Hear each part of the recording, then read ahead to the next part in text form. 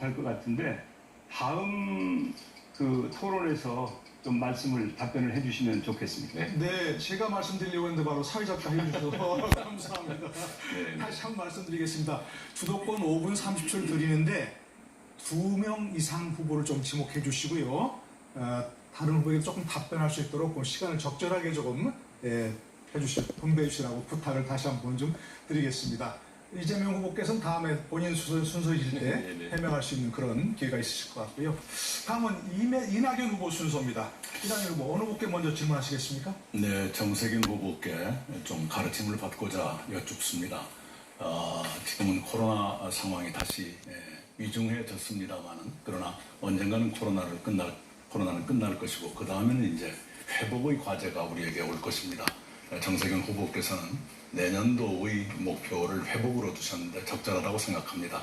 그 회복의 방법이 무엇인가를 여쭙고 싶습니다. 우선은 생각할 수 있는 게 청년 취업을 위한 비상한 대책, 또 소상공인 자영업자들을 위한 지원, 플랫폼 노동자들에 대한 생계 지원 등등이 필요하겠습니다만 더 깊은 생각이 있으시면 말씀해 주시기 바랍니다. 예, 일상의 회복이 먼저 이루어져야 되겠고요. 그러기 위해서는 이제 백신 접종이 잘 이루어지고 집단 면역이 빨리 만들어져야 되겠죠. 그 다음에는 이제 경제 회복이 이루어져야 되는데 그 경제 회복이 이루어지기 위해서는 기업인들이 활발하게 투자를 하고 고용을 하는 노력이 필요합니다. 그러려면 기업인들이 기업가 정신을 발휘할 수 있도록 분위기를 잘 만들어주는 노력이 필요하다. 그래서 기업인들의 길을 살려주어야 그래야 회복이 빨라질 수 있다. 이렇게 저는 생각을 해서 우리가 모두 함께 기업들의 기업가 정신을 발휘할 수 있도록 함께 좀 밀어줬으면 좋겠다는 생각이고요.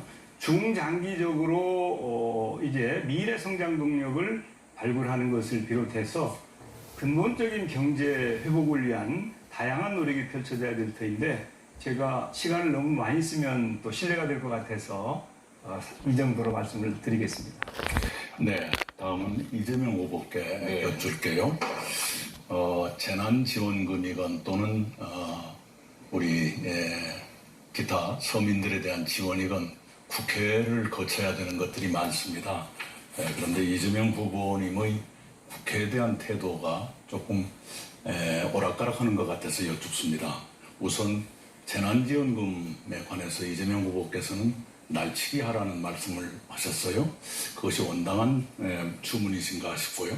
그 다음에 여야 대표가 전국민 지원에 합의했다가 야당 측이 그걸 번복하니까 왜 여야 합의를 번복하느냐고 야당 측을 비판하셨어요. 그러다가 어제는 또 법사위원장을 이렇게 야당 측에 일정한 조건이 갖춰진 뒤에 내년에 넘기는 것을 합의했는데 그것은 또 그 합의를 철회하라고 요구를 하셨거든요. 어떤 것이 이 후보님의 진심이라고 봐야 될까요? 네, 아마 우리 후보님의 질문의 취지는 왜 상황에 따라 말이 바뀌었냐 그 말씀이신 것 같아요. 제가 말이 바뀐 게 아니라 상황이 바뀐 거죠. 재난지원금은 사실 보편 지원하는 게 맞습니다. 그런데 우리 후보님께서는 계속 선별 지원을 주장하셨죠. 저는 그 주장을 계속했던 것이고요. 또 한 가지는 법사위 문제인데, 우리 후보님께서는 법사위 양도하는 합의를 존중해야 된다 이렇게 말씀하셨습니다. 저도 합의한 것에 대해서는 저는 아무런 권한이 없기 때문에 그걸 바꿔라 말아라 할 수는 없죠.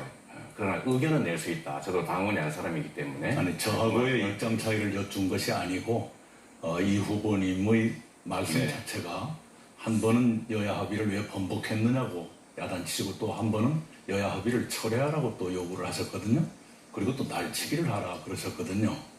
국회를 대하는 태도로서 온당한 것이라고 믿으십니까? 제가 이제 우리 후보님의 이제 그 지적들은 일부는 타당하지만 제 입장이 바뀐 것은 아니다는 말씀을 드리고요. 저는 오히려 이렇게 한번 말씀드리고 싶어요. 우리 후보님께서 그 상황에 따라 태도를 바꾸는 게 진짜 문제다. 예를 들면 전에 참여정부 때는 대통령이 사면권을 제한하자 이렇게 주장하시다가 그 후에는 또 전직 대통령도 사면하자 그러셨다가 또 상황이 바뀌니까 사면하지 말자 그랬다가 지금 예를 들면 이런 게 문제다. 언론개혁도 반대하시다가 또 언론개혁에 대해서는 또 태도를 또 바꾸시고 그런 게 그런 문제가 아닌가 그런 생각이 듭니다. 감사합니다. 네. 네. 그러시고요. 억강부약을 참 강조하시고 계시는데요. 그런데 재난지원금이나 기본소득은 부자도 가난한 사람도 똑같이 나눠주자고 하거든요. 그건 억강부약하고 일치되는 것인가요? 아니면 어떤 것인가요? 아주 단기간에 이제 지금 당장만 생각하면 이게 예를 들면 가난한 사람을 더 지급하는 게 더 나을 수가 있습니다. 근데 문제는 정책은 이제 장기적인 계획을 가지고 재원을 조달해 가면서 해야 되는 것이거든요. 그런데 세금을 내는 사람은 주로 고소득자인데 이 사람들을 빼고 저소득자만 지원하면 다음에 이 재원을 만들기가 어려워집니다. 후보님 말씀은 형식적으로는 평등한데 공정한데 실질적으로는 불평등, 불공정을 좀 심화시키는 경향이 있고요. 재원 마련이라고 하는 측면까지 한꺼번에 고려하면 고소득자도 혜택을 받아야 이걸 세금을 더 내는 사회적 합의가 가능하다. 이렇게 말씀드리겠습니다. 부자들에게 돈을 안 주면 조세저항이 생길 것이다. 차별과 배제는 안 된다라고 말씀하셨는데 일반적으로 차별과 배제는 약자에 대해서 쓰는 말이지 강자에 대해서 쓰는 말은 아닙니다. 그리고 부자들이 한 달 2만 원 받는 것보다는 명예와 존중을 받는 걸 더 원하실 거라고 저는 믿습니다. 네. 네. 예, 잘 맞춰주셨고요. 다음은 추미애 후보 순서입니다. 추미애 후보 어느 분께 질문하시겠습니까? 네, 이낙연 후보께 질문을 하겠습니다. 네, 오늘은 이낙연 후보께 집중이 됩니다. 말씀하시죠. 네, 이 후보께서는 토지 독점의 문제를 지적하시고 또 과다 보유자에게 세금이나 부과금을 더 물리겠다 하신 것은 방향은 옳다고 네. 봅니다. 그런데 그 방안이 문제가 많아 보입니다. 네. 우선 첫 번째, 8, 90년대하고는 다르게 요즘의 문제는 택지를 소유해서라기보다는 오히려 아파트나 빌딩에 대한 투기가 핵심입니다. 그런데 후보께서는 이 불로소득의 문제는 얘기하지 않으시고 어떻게 부동산 투기를 잡겠다는 것인지 또 시장 상황이 그 90년대하고는 달라졌지 않습니까? 그런데 90년대 방식으로 그 정책을 꺼낸 건 좀 시대착오적이지 않는지요? 예, 그 토지 공개념 3법을 혹시 말씀하신 건가요? 네, 그렇습니다. 네, 그것은 아시는 것처럼 부동산 투기 억제책이라기보다는 토지로 인한 자산 소득 격차의 확대 이것을 막아보자 또는 소수의 토지 과다 보유 또는 독과점 현상을 막아보자는 취지입니다. 그러나 지금 그렇다 하더라도 또 법인에 대해서는 유휴 토지에 대해서 가산세를 매기겠다 이렇게 네. 말씀하셨는데요. 토지 위에 건물이 있는 경우와 없는 경우 이렇게만 나눠서 과세하면 공평할까요? 만약 건물이 있어도 투기와 불로소득 추구의 대상이 되는 거거든요. 그러니까 투기를 하면 말씀하신 자산소득의 불균형이 커지는 겁니다. 그래서 문제를 제대로 못 보고 계신다 하는 그 점을 지적하지 않을 수가 없고요. 또 유휴 토지에 무거운 세금을 매긴다면 그 토지 이용을 가장하는 경우가 늘어날 텐데 그 사회적 비용이 더 낭비가 되겠죠. 네, 앞으로 국회 소관상임위원회에서 심의하는 과정에서 우리 추미애 후보님 같은 좋은 의견은 언제든지 수용을 해서 보완하겠습니다. 우선 후보께서 이제 지도력을 갖고 계시고 문제의 핵심을 갖고 계셔야 그 세부적인 네. 것도 방향을 잘 잡을 수 있다는 점을 지적하는 네, 것이고요. 늘 배우겠습니다. 또 땅 부자에 대해서 중과세를 확보할 수 있는 재원이 얼마가 되시다고 보시길래 예를 들면 좋은 말씀은 다 하세요. 전력발전에 50%를 쓰겠다. 또 공공임대주택에 또 주거복지에도 또 나머지 50%를 쓰겠다. 이런 성과가 나오려면 뭔가 뚜렷해야 되는데 그건 안 보인다는 말씀이죠. 그래서 이게 좀 말장난스러워 보인다 하는 그런 치명적인 결함이 있다는 겁니다. 예. 네. 좋은 충고로 받아들이겠습니다. 네. 다른 분께도 좀 질문해 주시죠. 네, 이재명 후보님께 질문을 드리겠습니다. 우선 그 후보님의 그 기본소득형 국토보유세하고 또 제가 말씀드리는 이 지배추구를 타파하기 위한 네. 그런 그 국토보유세하고 기본적으로 차이점을 좀 알고 계시는지. 네. 저희는 이제 그 민간이 소유한 모든 토지에 대해서 이제 토지 공개념을 적용해가지고 거기서 일정한 세율을 부과한 다음에 이걸 전체를 모아서 국민 모두에게 똑같이 배분하자. 그렇게 하면 약 90% 가까운 세대가 이제 혜택을 보게 됩니다. 순혜택을. 그런데 우리 추미애 후보님께서 말씀하시는 것은 이제 지대가 구체적으로 발생했을 때 그걸 이제 환수하자 이런 취지여서 아마 조세제도 설계에 꽤 어려움이 있지 않을까 그런 생각은 해봤습니다. 안 그래도 제가 그 문제를 한번 여쭤보려고 했는데 그 말씀 해주시면 좋겠네요. 네.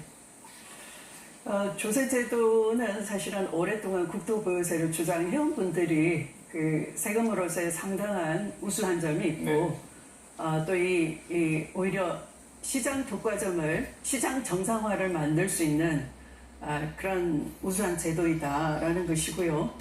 그 최근에 그 김동연 전 경제부총리가 제가 말씀드리는 이 불로소득을 환수하는 이 토지 보유세에 대해서 그분이 저서를 하나 내가지고 당신도 역시 불로소득은 환수돼야 하고 똑같습니다. 제 걸 그대로 저도 그 내용을 따라서 봤습니다. 시장 네. 친화적 토지 공개념이 필요하다 이렇게 얘기를 했어요. 그러니까 이런 경제 관료마저도 그 실효성을 알고 있고 이 세금으로서 우수성을 알고 있기 때문에 지사님께서 후보님께서는 걱정을 하지 않아도 되지 않을까. 네. 전문가가 그렇게 말씀하시니까. 네. 네. 제 말씀 좀 드려도 될까요? 네. 그냥 정확하게 지대가 발생한 부분을 회수하는 조치가 쉽지가 않기 때문에 이제 일반적으로 조세를 부과해서 부동산 보유는 필요한 사람만 하게 만들면 사실은 이제 부동산 가격도 안정화되고 그걸 전부 이제 국민들에게 돌려드리면 이제 소득 그 양극화도 좀 완화하고 또 지역 화폐로 네, 여기서 제가 좀 자르겠습니다. 네. 경제도 산다 이 말씀이죠. 네, 주도권 죄송합니다. 끝났고요. 다음은 김두관 후보 순서입니다. 오늘 분께 먼저 질문하시겠습니까? 저는 이재명 후보에게 먼저 네. 네. 지금 코로나19로 인해서 네. 소상공인들, 자영업자들이 너무 힘들잖아요. 네. 우리 정치권에 좀 희망을 많이 드려야 되는데 재난지원금부터 뭐 여러 가지 이렇게 나누어 선별지급 이렇게 하면서 아마 국민들께서 많이 힘들어 하시는 것 같아요. 저는 소상공인하고 자영업자 비율이 워낙 우리나라가 높은데 네. 사실은 자영업자나 소상공인들이 지금 영업이 잘 안 되기 때문에 사실은 이제 개업을 하고 싶은데 네. 개업을 못하는 이유가 있거든요. 개업을 하게 되면 이 금융당국에서 빌린 정책자금을 다 반환을 해야 되는데 네. 반환을 할 수 없기 때문에 월계 계좌 먹기식으로 지금 개업도 못하고 있는 이런 상황. 네. 저는 이런 개업을 할 수 희망하는 자영업장이 개업할 수 있는 기회를 줘야 하고요.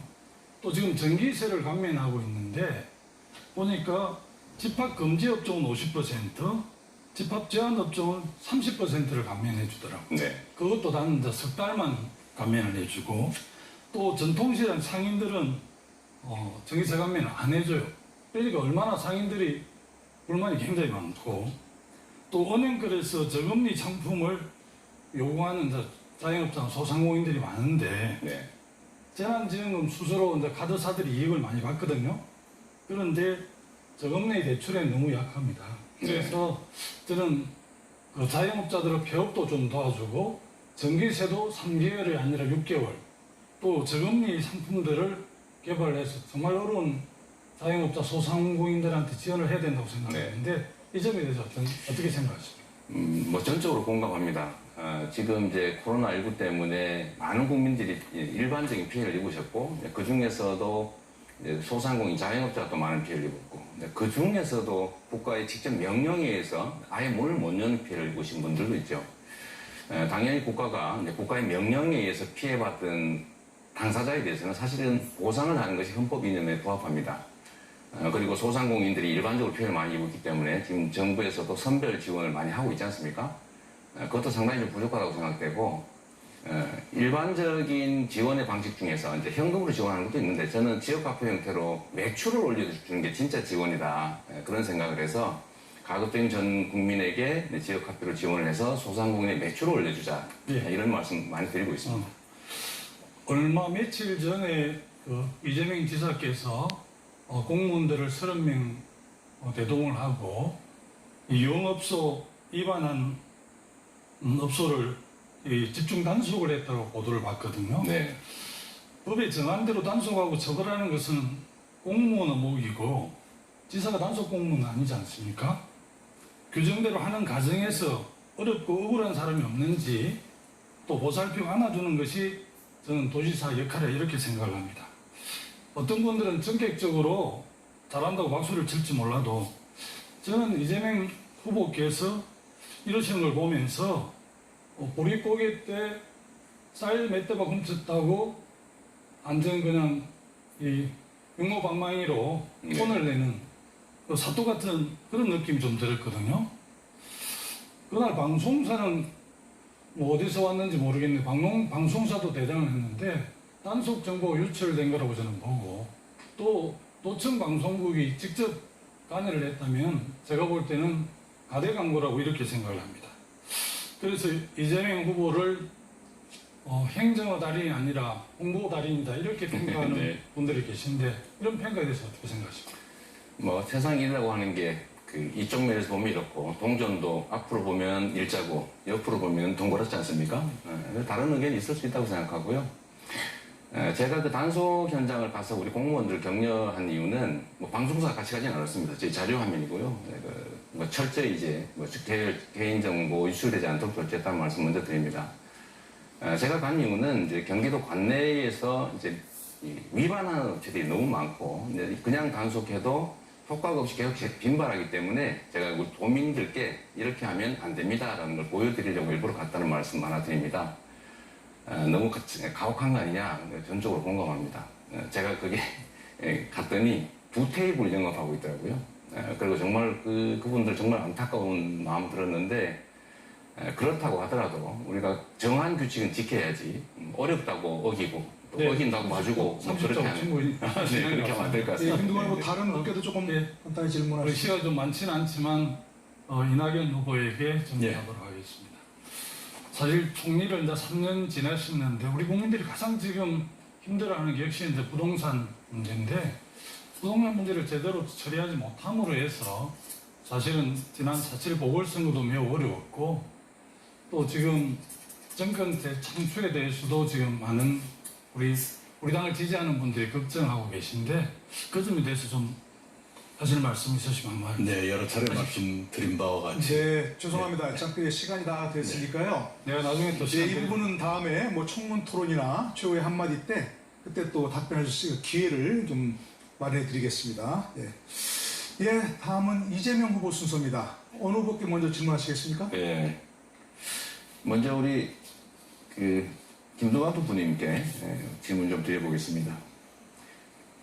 우리 모두가 아는 것처럼 지금은 전환의 시대입니다. 그러니까 에너지도 석탄, 화석을 연료해서 신재생 에너지로 바꿔야 되고 산업도 여기에 맞춰서 대전환을 하지 않으면 국제 경쟁에서 우리 경제가 상당히 위험에 처할 수 있다.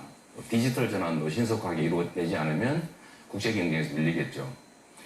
그래서 저희는 국가의 대대적인 인프라 투자, 교육 투자, 기술 투자 등을 통해서 신산업을 만들고 산업의 신속한 전환을 통해서 좋은 일자리를 만들자.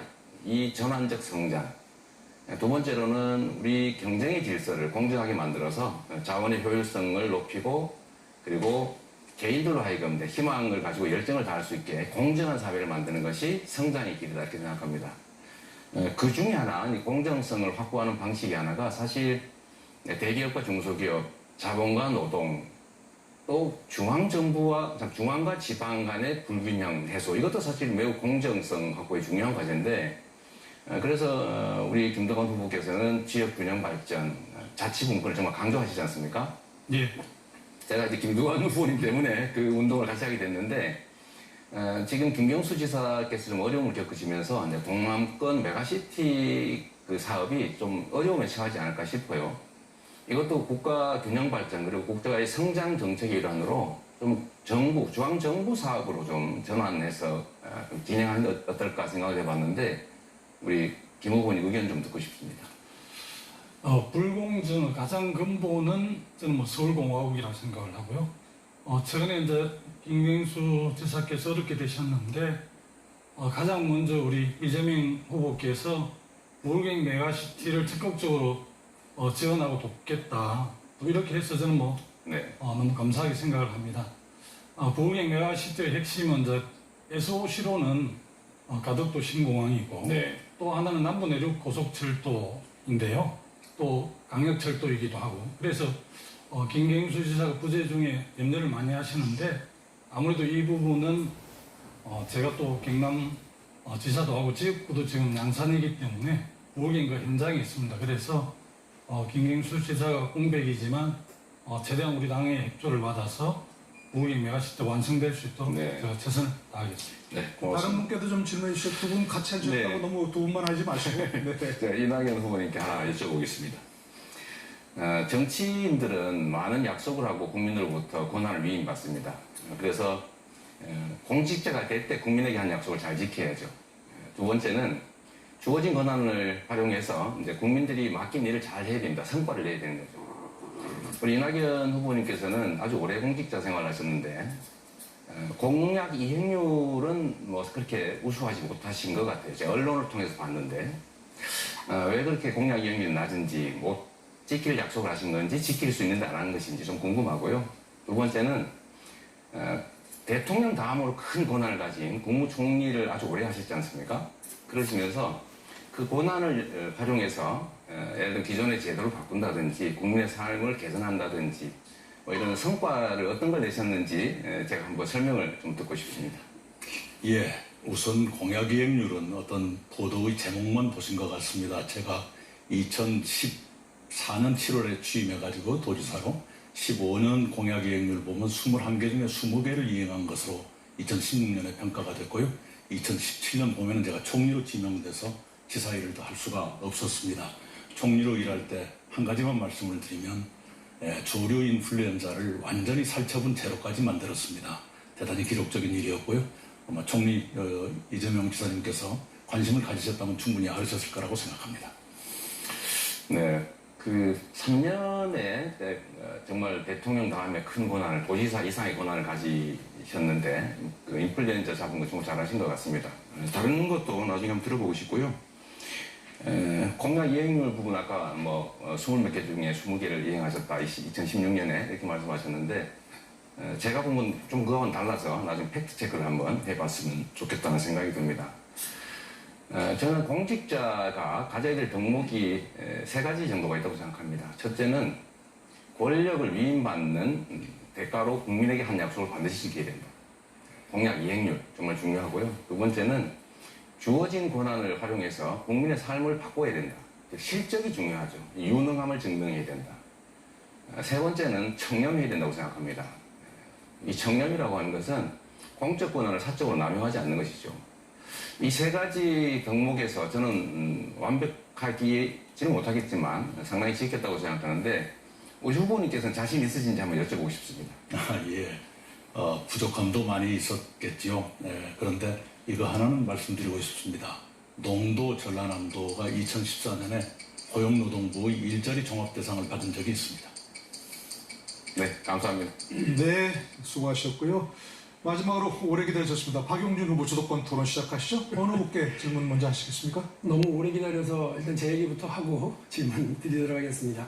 박용진의 사상이 뭐냐? 먹고사니즘입니다. 먹고사니즘? 예, 먹고 사는 문제가 제일이죠. 민생제일주의가 바로 박용진의 사상입니다. 돈 없고 힘 없고 백 없는 사람들도 기죽지 않고 당당하게 살아갈 수 있는 나라를 만드는 것이 바로 저는 그거라고 생각을 합니다. 코로나 상황에서 우리 사회가 양극화되었습니다. 느닷없는 벼락거지가 된 청년들도 있고요.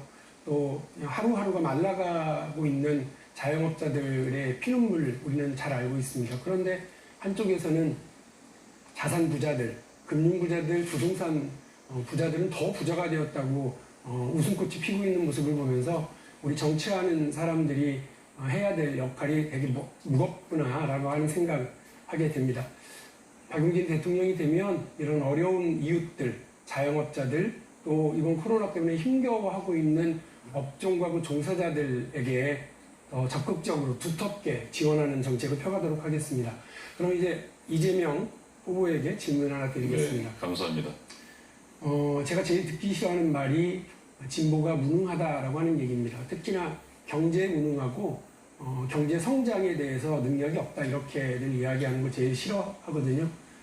그런데 박용진은 적극적인 공격적인 경제성장 정책 해야 되겠다 하고 적극적인 공약들을 지금 내세우고 있습니다. 동시감세도 그렇고 또 국부펀드 전략도 그렇고 그렇습니다. 근데 반가운 건 우리 이재명 후보께서도 성장 전략을 얘기를 하세요. 공정성장이라고 얘기를 하셨는데 그 내용을 한 30초만 잠깐 말씀해 주시겠습니까?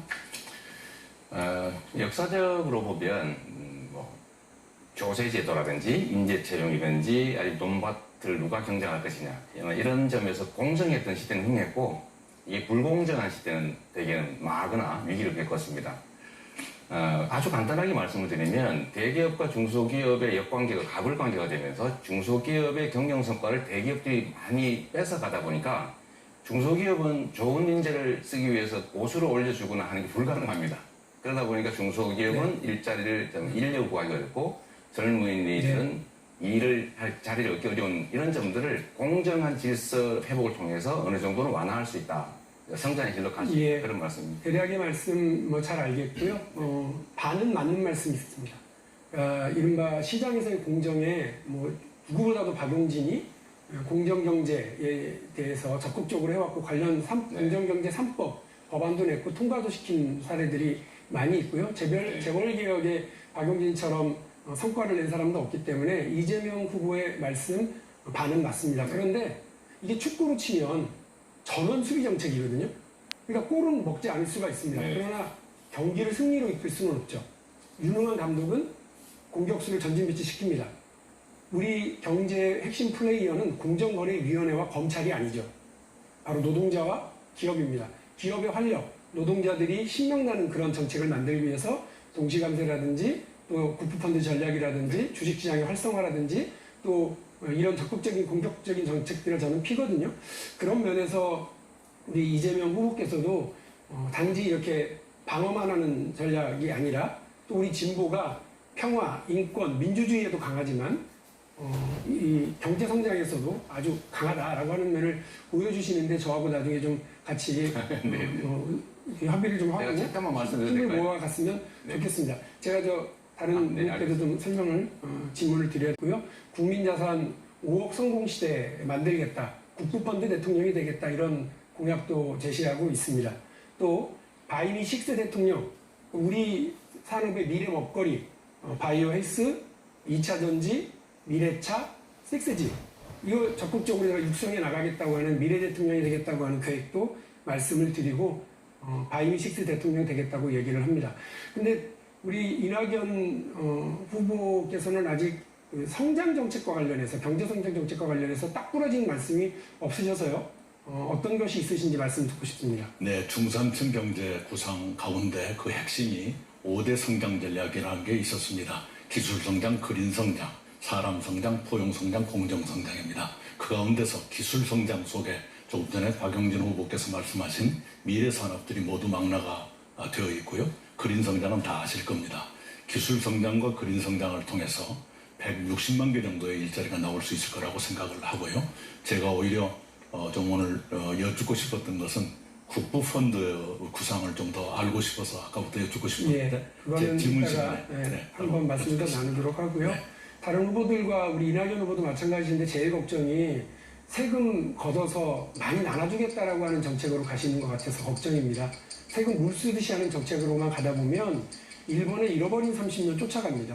이제 겨우 일본 경제에 뒷덜미 잡았는데요. 완벽하게 제압하고 일본을 이길 수 있는 경제대국을 만들려면 전혀 다른 방향이 필요하다고 생각합니다. 네, 모두 주도권 토론 수고 많으셨습니다.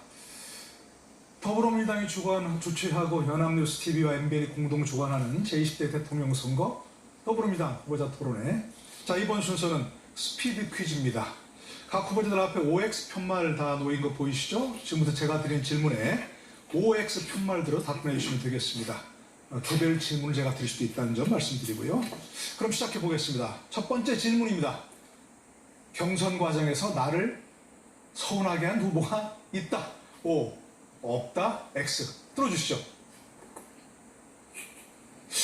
아, 예상 바뀐데요, 이거는. 네. 이재명 후보 있습니까? 누구라고 콕 집어서 말할 수 있습니까? 뭐 굳이 집어서 말씀드릴 필요는 없을 것 같습니다. 말할 수는 없고요. 있다. 네. 김두관 후보. 정말이세요? 없으세요? 네, 뭐 대선 후보 경선 과정에서 그 정도 검증하고 비판하는 건 너무나 자연스러운 일이라고 생각합니다. 네. 저 그래서 혹시 섭섭해도 전혀 개의치 않는다 그런 말씀이신 거죠? 예. 있긴 있는데. 뭐 없습니다. 네. 이낙연 후보 있으시다는데 누군지 콕 집어 말하실 수 있나요? 말 안 할래요. 말 안 하시겠습니까? 나중에 더 야단 맞을 것 같으니까요. 네. 짐작하는 대로입니까? 네, 알겠습니다. 일단 좀 내려주시고요. 그래서 자, 두 번째 질문입니다. 두 번째 질문은 좀 전에 질문 드리지 않은 분들에게 질문 드리겠습니다. 이명박 박근혜 전 대통령 사면이 필요하다, O, 필요하지 않다, X. 풀어주시죠. 예. 이건 다 필요하지 않다고 들으셨나요? 예, 세모도 있으십니다. 박용진 후보께서는 필요하지 않다 그러신 겁니까? 국민적 합의를 우선 해야 된다고 생각하고요. 이게 뭐 진영 간의 통합도 중요하지만 우리 사회는 사실은 계층 간의 통합이 더 중요하거든요. 그런 면에서 저는 사면 얘기 나와서 말씀드리는데 네. 이재용 부회장 관련된 사면 문제 이 부분에 대해서도 저는 뭐 반대하고요. 특히나 지금 가고 있는 분위기로 보니까 저 가석방 얘기가 나오는데 가석방 네. 70%에서도 사실은 80% 정도 살아야 형기를 맞춰야 나오는데 알겠습니다. 60% 정도 가지고서 가석방 제도의 혜택을 본다 그러면 네. 더 말이 많을 것 같아요. 알겠습니다. 추미애 후보께서도 반대하십니까? 해서는 안 된다는 얘기입니까? 할 필요가 없다 그런 뜻이 어떤 것인지? 해서는 안 된다라는 해서는 안 것이고요. 된다. 이건 뭐 정치권의 당리당략 차원의 필요성으로 할 문제가 아니고요. 사실은 헌법재판소가 대통령 탄핵 선고를 내림으로써 탄핵이 성공한 것처럼 이렇게 알려져 있지만 그것은 법적 절차의 마무리 과정일 뿐이고요. 이것은 연인원 1,700만 명의 국민이 또 설령 광장에 함께 하지 않았다 하더라도 마음의 촛불을 네. 든 국민께서 주권자로서 내린 심판이었거든요. 그래서 국민께서 동의하지 않는 이상은 알겠습니다. 정권 담당자나 정당이나 국회가 함부로 할 수 없다라는 겁니다. 정세균 후보께서는 이렇게 드린 게 세모이신 거죠? 예, 그렇습니다. 어떤 뜻인지 좀 설명. 가 좀 만들어지는 게 중요합니다. 그래서 아마 대통령께서 국민들이 어떻게 생각하시는지 잘 살피고 계실 터이고요. 또 경우에 따라서는 이렇게 공개적이 아니고 공식적이 아닌 다른 방법으로 대통령께 사면을 건의하기도 하고 또 반대하기도 하는 이런 의견 제시가 있을 것이기 때문에 네. 대통령께서 잘 판단해 주실 걸로 봅니다. 대통령의 판단에 맡기겠다. 그런 그렇습니다. 말씀이신 거겠죠? 예, 내려주시고요. 자, 다음 3번 질문인데 이건 뭐 예상이 가능할 것 같습니다. 답변이. 야권의 대선 후보와 겨뤄서 승리할 수 있는 나만의 필살기가 있다, O, 없다, X. 들어주시죠. 설마 없다고 들으실 일은 없을 거라고 생각이 되고요. 이건 질문 드리지 않고 다음에 주관식 질문과 연결해서 드리도록 하겠습니다. 마지막 질문 주관식 질문인데요. 이 질문 시간관계상 질문을 미리 드리고 후보들께 답변 작성을 요청드렸다는 점 말씀드리겠습니다. 자, 질문이 이런 겁니다. 이번 대선에서 상대해야 할 야권의 대선 후보는 누구라고 예상하시는지 후보들의 생각을 적은 판례를 보여주시기 바랍니다. 일단 꽂아주시죠. 네, 미리 작성하셨습니다. 네, 앞에 꽂아주시면 되겠습니다. 네, 유승민 2명, 윤석열 2명, 홍준표 2명입니다. 이건 다 짜신 건 아니죠? 네. 자, 그래서 아까 좀 전에 들으신 전부 필살기 있다고 하셨습니다. 선거는 상대적인 거 아니겠습니까? 유승민 후보를 상대로 본인만의 필살기 승리할 비법이 있다? 박용진 후보? 예, 있습니다. 유승민 후보를 제가 이렇게 선택을 한 이유는요. 얼마 전에 그분이 연금개혁과 관련된 이야기를 하시더라고요. 정치는 좀 본인에게 당장은 표가 되지 않는다 하더라도 대한민국의 미래, 청년의 미래를 위해서 좀 손해볼 얘기라도 해야 된다고 생각하거든요. 그런 면에서 유승민 후보도 박용진하고 비슷한 그런 생각을 하고 있구나라는 느낌을 가졌고요. 유승민 후보를 한 방에 제압할 필살기, 바로 오마주입니다. 오바마처럼, 네. 마크롱처럼 젊은 후보가 주도해 나가면 됩니다. 제가 유승민 후보 옆에 서기만 해도 키도 커, 말도 잘해, 얼굴도 잘생겼어, 반드시 이길 거다. 이거는 저희 어머님이 늘 저한테 하시는 말씀인데요. 네. 네. 어머니의 자신 있게 말씀까지. 앞으로 나가도록 하겠습니다. 알겠습니다. 정세균 후보께서도 유승민을 예상하셨고 예. 혹시 후보님께 왜 유승민을 예상하시고 그 후보를 예상하시는지 그것도 잠깐 말씀하시고 예. 그거에 대적할 필살기 말씀하시면 예, 되겠습니다. 1분입니다. 예, 제가 뭐 명색이 경제 전문가라고 자처하고 있는데 야권의 경제를 좀 알고 국정도 파악하고 있는 사람은 유승민 후보 정도라고 저는 봅니다. 그런데 코로나 이후에 가장 중요한 과제는 경제이기 때문에 이 경제 문제를 제대로 감당할 수 있는 제가 나서기 위해서는 상대가 그래도 좀 경제를 아는 사람이어서 함께 경제를 논했으면 좋겠다 하는 그런 취지이고요. 저는 최근에 코로나 때문에 매우 고통을 겪고 있는 자영업자나 소상공인들을 위해서는 손실보상제를 제한하고 입법에 성공을 시켰습니다. 그래서 코로나 때문에 어려운 국민들을 돕는 역할을 이미 했고요. 그 이후의 문제는 이제 금년도에 V자 반등을 이루면서 장기적으로 어떻게 우리 대한민국이 경제를 성장시켜서 우리 젊은이들에게 꿈과 희망을 줄 것이냐. 역시 실물 경제를 활성화시켜서 일자리를 만드는 일이 가장 중요하다고 생각합니다. 네. 우리 청년들이 뭐 돈 달라는 게 아니고 일자리를 달라고 하는 것이거든요. 그래서 제가 유승민 후보 같은 경제를 아는 사람과 다투면 당연히 이런 비전과 전략을 가지고 있는 제가 승리할 수 있다 이런 확신을 가지고 있습니다. 알겠습니다. 역시 경제 대통령 말씀하셨고요. 이낙연 후보 외 윤석열 후보를 예상하셨고 나만의 필살기가 있다. 예, 윤석열 씨를 썼는데 물음표를 두 개. 물음표시네요. 두 개나 썼어요. 자신이 없습니다. 지지도가 내려갈 걸로 예상을 합니다만 그러나 일정한 상징성이 있어서인지 제가 예상했던 것만큼 그렇게 빠른 하락은 아닌 것 같아요.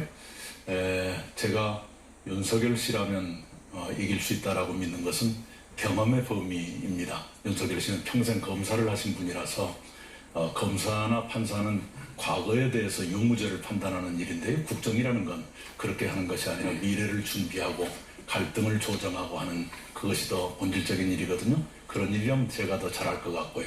특히 국정 전반에 대한 균형 있는 경험과 식견, 감각 이것은 대통령에게 매우 기묘한 덕목이지요. 그것이 저한테도 있다고 생각합니다. 특히 외교가 아주 중요한 나라가 대한민국입니다. 예. 외교의 경험, 제가 25개국 정상급 지도자들과 회담한 경험을 갖고 있기 때문에 그런 것은 제가 윤석열 씨보다 월등히 낫을 것이다 이렇게 생각합니다. 알겠습니다. 추미애 후보, 홍준표 후보를 예상하신 이유와 상대할 수 있는 필살기를 말씀해 주시죠. 네, 홍준표 후보는 저의 연수원 동기에다가 또 같은 네. 반에서 수료를 했습니다. 그런데 그 당시는 가깝지 않았어요. 그분은 저 앞에 앉아 계시는 좀 나이가 들어서 합격하신 분이고 저는 네. 좀 연소한 상태에서 합격해서 뒤에 앉아서 대화를 못 해본 채로 수료를 했지만 잘 되길 바라고요. 그런데 지금 코로나19를 거치면서 지난해 신한은행에서 금년에 이제 그 지난해 대비해서 우리 국민의 그 생활 실태 보고서를 작성을 했습니다. 거기 보니까 이 상위 20%는 부동산이 8.5% 늘어난 반면에 5.7% 늘어났습니다. 그런데 하위 20%는 거꾸로 8.5%가 줄어들었습니다. 자산소득 양극화가 훨씬 심각해졌죠. 그런데 또 소득은 어떻게 되냐 하면 어려운 계층 1분위 20%는 무려 17% 이상 줄어들었는데요. 잘 사는 상위 20%는 한 1.6% 줄어드는 것에 거쳤어요. 그래서 이거 참 딱하다. 그래서 제가 이 불평등 양극화의 근본 원인 지대개혁이다 일찍이 말씀드렸는데 이 홍준표 후보님은 그런 소리를 전혀 하실 줄 모르더라고요. 그래서 네. 이건 그냥 제가 이길 자신이 있다. 네. 알겠습니다. 김두관 후보께서도 홍준표 후보를 예상하셨는데 그 이유와 본인만이 상대 비법이 있다. 어떤 겁니까? 예, 홍준표 후보는 2017년 대선에서 24%를 얻어서 2등을 했습니다. 작년 총선에서 양산으로 와서 저하고 한판 승부를 하는 듯 했는데 비겁하게 대구로 도망갔는데요. 어쨌든 경남도지사를 하고 지금 지역구가 대구인데요. PK, TK 동시에 상당한 지지 기반이 있습니다. 지금 우리 당에 저를 제한 5분 후보들이 영남에서 출마한 적도 없고 당선된 적도 없고 떨어져 본 적도 없습니다. 사실은 저는 영남에서 53.5%로 경남도지사 당선되기도 하고 작년에 양산을에서 48.9%로 80일 만에 당선이 됐는데요. 저는 많은 우울경 시도민들이 정말 50%를 넘을 수 있는 후보다. 본선 경력이 가장 있다. 그런 말씀들을 많이 하십니다. 저는 영남, 호남, 충청, 수도권에서 골고루 득표할 수 있고 중도와 중원에 확장성 있는 후보이기 때문에 국민의힘의 홍준표 후보가 아마 될 겁니다. 그 홍준표 후보를 확실하게 잡을 수 있는 후보가 감히 저 김두관이라고 생각합니다. 네, 알겠습니다. 윤석열 후보를 예상하신 이재명 후보입니다. 그렇죠? 네. 네, 이유와 함께 본인만의 필살기. 네. 둘인 게 공정하다고 해야 되나요? 공평하다고 해야 되나요? 잘 모르겠습니다. 말씀하시죠. 네. 일단 국민의힘은 이제 자력으로 후보를 만들어서 대선에 이길 수 있는 상황은 아니고 여전히 이제 촛불 혁명을 유발시킨 이제 부패 적폐 세력입니다. 그런데 이제 이분들이 기회를 가지게 된 것은 이제 문재인 정부에 대한 민주당 정권에 대한 이제 정권 심판론, 또 교체 욕구 이제 여기에 편승한 것이기 때문에 결국 편승을 한다면 윤석열 전 총장이 제일 편승하기 좋은 위치에 있다라는 생각이 듭니다. 우리 정치에서 보통 정치는 길을 만드는 것이기 때문에 이 발광체여야 된다, 항성이어야 된다. 근데 윤석열 총장 같은 경우는 이제 역반사체라고 할 수 있죠. 심판론에 올라탄 가장 큰 거울이기 때문에 저는 후보가 될 거라고 봅니다.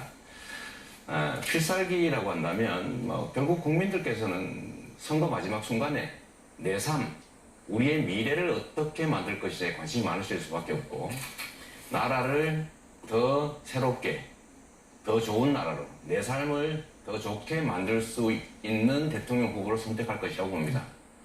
그 점에서 윤석열 총장은 전혀 검증된 바도 없고 이제 국정 경험도 거의 없는 상황인데 저는 시장 8년, 도지사 이제 3년 넘어가면서 실제로 종합행정을 했고 또 더하기 공약을 철저히 지켜서 국민의 신뢰를 받고 있고 또 실적으로 실력과 유능함을 증명했고 또 가장 정치인들의 문제라고 할 수 있는 뭐 부정부패나 측근 비리나 아니면 뭐 친인척 가족 비리 네. 같은 이 부정의 문제가 전혀 없어서 국민들께서 깨끗하게 대통령 권한을 잘 행사해서 나라를 똑바로 잘 만들어줄 것이다 라고 기대하실 거라고 확신합니다. 알겠습니다.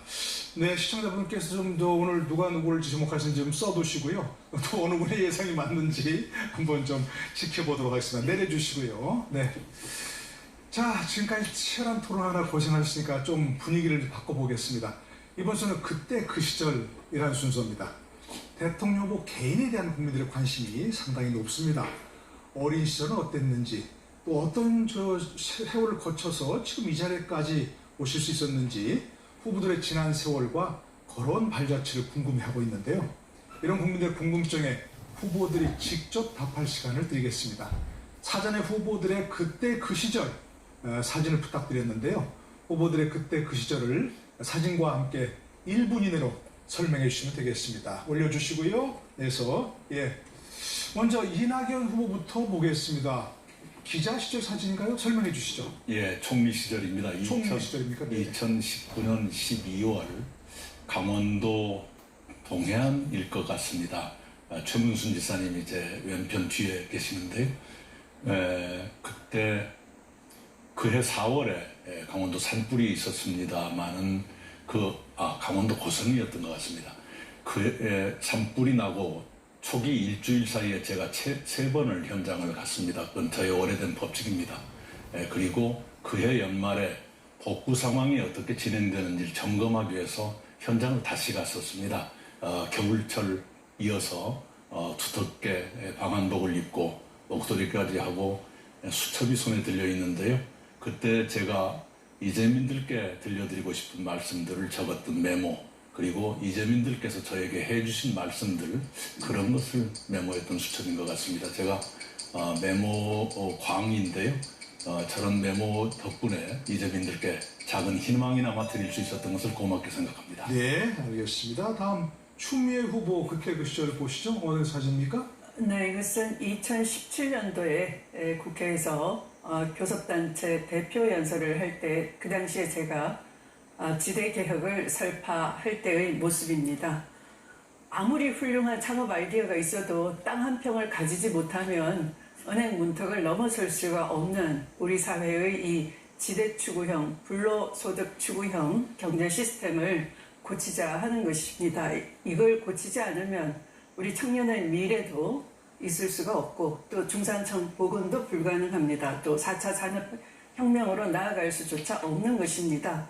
제가 이 지대개혁을 말씀드렸을 때 당시 정부에서는 김동연 부총리가 계셨는데요.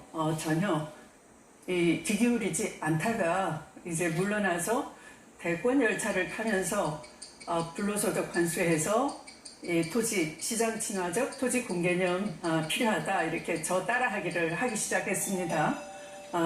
그래서 상당히 역사적 의미를 담았고 네. 이번에 이것으로 제가 국민과 함께 희망을 설계 놓도록 하겠습니다. 네, 좋습니다. 다음 김두관 후보 사진 보여주시고 설명해 주시죠. 제가 2002년 남해 군수를 7년 마치고 경남도지사에 출마를 했습니다. 그때 새천년 민주당 대선 후보였던 노무현 대통령께서 경남을 방문하셔서 제 도지사 지원 유세를 해주시고 마산 의시장에서 어민들과 담소를 나누면서 막걸리 한잔 하는 장면인데요. 그때 노무현 후보께서 보궐경 단체장 중에 강력단체장 중에 한 명을 반드시 당선시키겠다고 강한 염원을 말씀하셨는데 사실은 당선하지 못했습니다. 어쨌든 지역주의를 극복하려고 굉장히 많은 노력을 했음에도 불구하고 그때 이루어지지 못했고요. 8년 뒤 2010년에 제가 처음으로 민주진영을 경남도지사가 됐습니다. 저는 지금 지역주의가 다시 부활하려고 하고 있어서 그 지역주의를 다시 핵파하는 데 앞장을 서려고 합니다. 네, 다음 이재명 후보 어떤 시절 사진입니까? 네, 보시면 쉽게 알 수 있는 사진입니다. 제가 2016년 10월 29일 청계광장의 첫 촛불 집회에서 대통령이 하야를 요구하는 연설을 한 일이 있습니다. 그로부터 17주가 지난 18회 다음에 3월 1일 광화문 광장의 촛불 집회 장면입니다. 이 사진에는 안 나오는데 그날 제 기억으로는 우리 추미애 후보께서도 함께 하셨습니다. 세계사의 길이 남을 아름다운 정말 무혈혁명의 그 장면이죠. 저는 촛불을 든 우리 국민들께 원하는 나라가 있다고 생각합니다. 오늘보다 내일이 더 낫고 또 희망을 가질 수 있고 적폐가 청산된 공정한 나라. 이 촛불혁명 과제를 완성할 사람은 저 이재명이라는 생각을 언제나 하고 있습니다. 그 책임감으로 촛불이 명하는 나라, 희망 넘치는 나라, 새로운 나라 꼭 만들도록 하겠습니다. 네, 수고하셨고요. 다음 박용진 후보 국회 본회의장 사진 같습니다. 네, 이 유치원 3법이 통과되던 날 2020년 1월 30일 날 본회의 장면입니다. 제가 1년 4개월 동안 국민의힘에서요, 그야말로 침대 축구하고 발목 잡아가지고 유치원 3법이 통과가 안 돼서 절망하고 힘들고 정말 그랬습니다. 그런데 우리 국민들께서 힘 북돋아 주셔서 1년 4개월 잘 버티고 또 우리 민주당이 똘똘 뭉쳐서 저걸 통과를 시켜서 유치원 3법이 통과되고 우리 아이들의 건강, 우리 아이들을 제대로 키울 수 있는 기반이 마련된 거죠. 뭘 한다고 하면 그냥 말만 하는 것이 아니라 제도를 바꾸고 법을 개정해내는 것이 박용진의 힘이다 이렇게 생각을 하는데 더 중요한 건 우리 민주당의 힘입니다. 저 사진에 보시면 조승래 의원, 당시 여당 간사고요. 유은혜 장관 이렇게 있습니다. 함께 힘을 합쳐서 저 산을 넘었고 마치 올림픽에서 금메달 따고 나서 선수들이 시상식에서 셀카 세레모니 하듯이요. 네. 했습니다. 국민 여러분들께 다시 한번 감사하고 민주당이 이렇게 대단하다는 거 다시 한번 확인하기 위해서 이 사진을 골랐습니다. 네, 좋습니다. 마지막으로 정세균 후보 사진입니다. 역시 국회의장석인데 조금 성격은 다른 것 같습니다. 아, 예. 네, 설명해 주시죠. 역사의 현장입니다. 웃을 수 없는 상황이죠.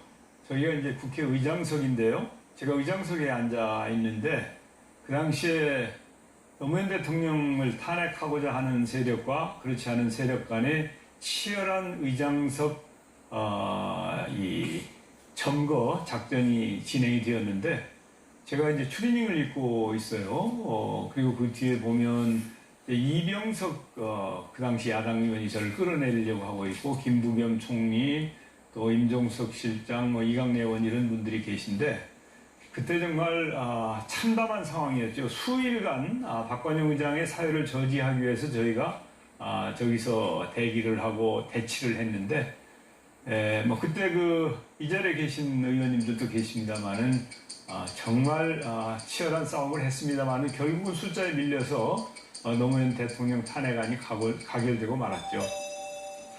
네, 수고하셨습니다. 가장 강조하고 싶으신 그 순간 다 사진을 잘 보았습니다.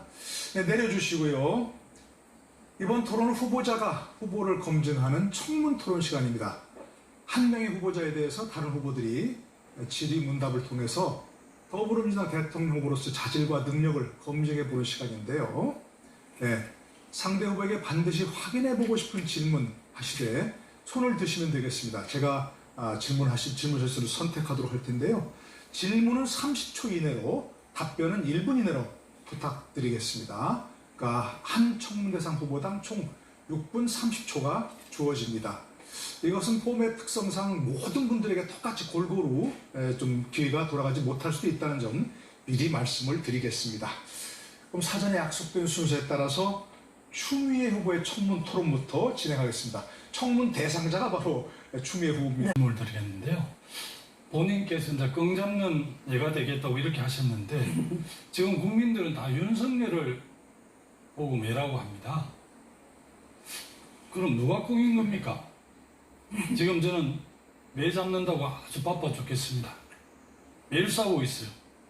저 후보 때문에 정치적 탄핵을 한다고 제가 아주 바쁩니다. 대통령께서 추미애 후보를 법무부 장관으로 보낼 때는 검찰 개혁도 하고 윤석열도 잡으라고 보낸 건데 결국 징계도 못하고 대선 후보 1위로 만들어버렸거든요.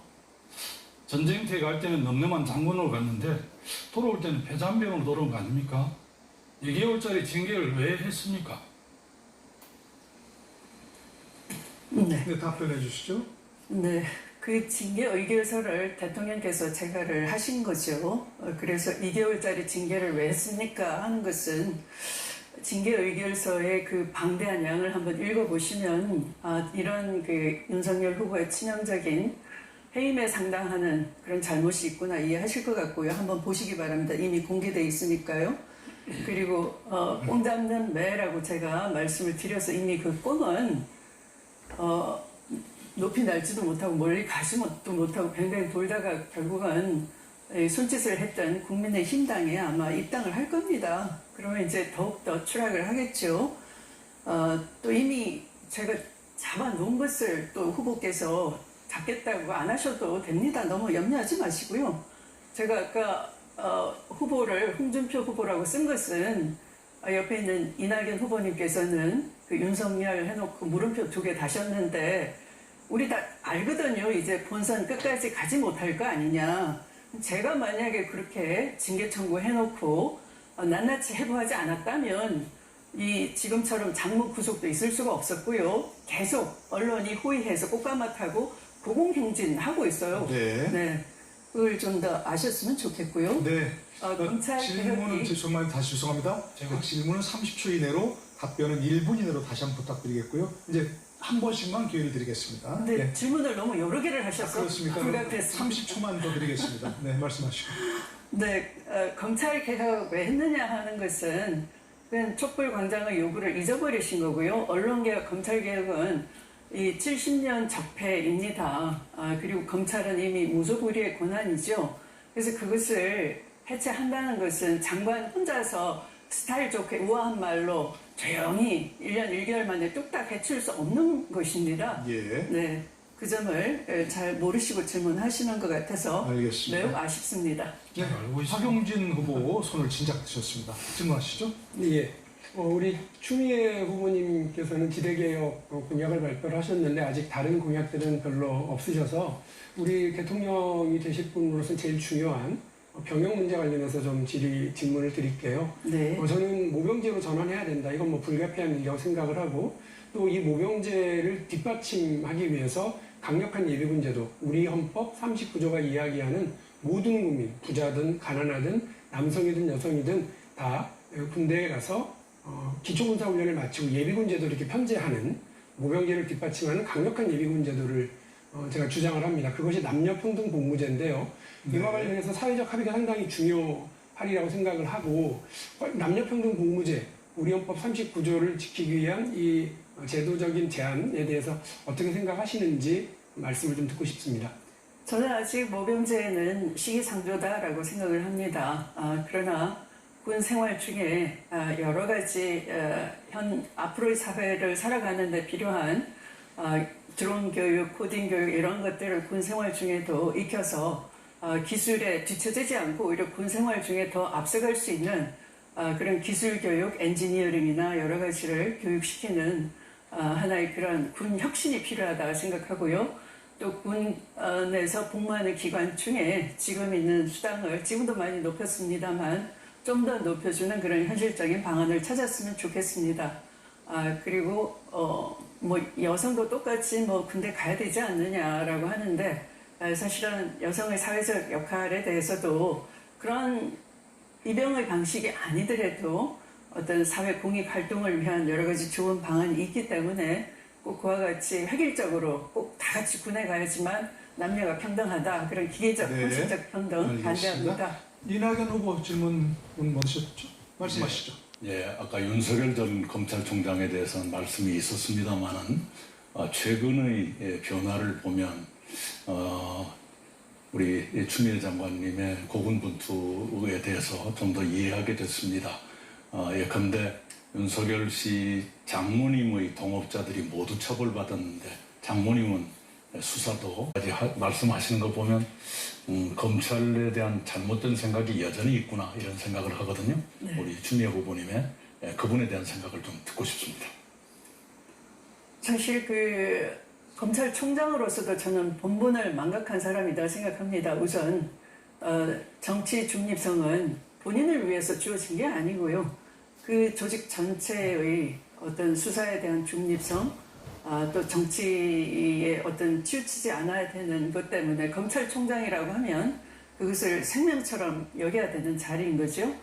그런데 이분은 대선 직행을 하면서 말을 자꾸 바꿉니다. 어떤 재직 시에는 정치 탄압을 받은 듯이 얘기를 하고요. 그러나 본인이 청와대를 겨냥해서 여러 차례 심지어 영문과는 대통령 집무실이 있는 곳인데요. 그런 것을 압수수색을 시도한다든지 또 나와서는 중수청 때문에 옷을 벗었다 이렇게 말을 바꾸죠. 네. 알겠습니다. 다음 김두관 후보의 청문 토론입니다. 김두관 후보 준비되셨죠? 예, 네. 말씀하실 분? 네. 정세균 후보 질문해 주시죠. 예, 오늘 아침에 이제 당에서 정책 발표를 할 때 김두관 의원님께서 서울공화국을 극복하자, 다시 말해서 균형발전 말씀을 해주셨는데 사실은 저하고 내용이 겹치는 것이었어요. 제가 균형발전 4.0 이제 이 중원의 이 수도를 건설하자는 얘기를 했습니다. 그래서 미진한 행정 수도를 완결을 하고 또 이제 X축으로 이제 경부 축에 더해서 강호 축에 그 고속철도도 놓고 또 대법원을 비롯해서 대검 등 기관을 옮기고 또 이 대학 도시를 만들자. 그런 것을 통해서 전국의 대학 도시를 만드는 것이죠. 그런 것을 통해서 국가 균형 발전을 이루자 하는 취지의 그런 공약을 저도 이렇게 발표를 했거든요. 그래서 제가 말씀드린 그런 그 신수도권 조성 전략에 대해서 우리 김두관 후보님은 어떻게 평가하시는지 좀 말씀을 듣고 싶습니다. 그동안 우리 당의 다른 후보분들께서 가장 심각한 지방 분권이라든지 균형 발전에 대해서 중간에 별 이렇게 정책 대안들을 제시해주지 않아서 굉장히 걱정이 많았었는데요. 어제 정세균 후보께서 균형 발전 4.0 발표해 주셔가지고 굉장히 반가웠습니다. 얼마 전에 또 이재명 후보께서 올갱 메가시티에 관심도 가져주시고 또 추미애 후보께서 자치분권행 개헌에 대해서도 동의를 해주셨는데요.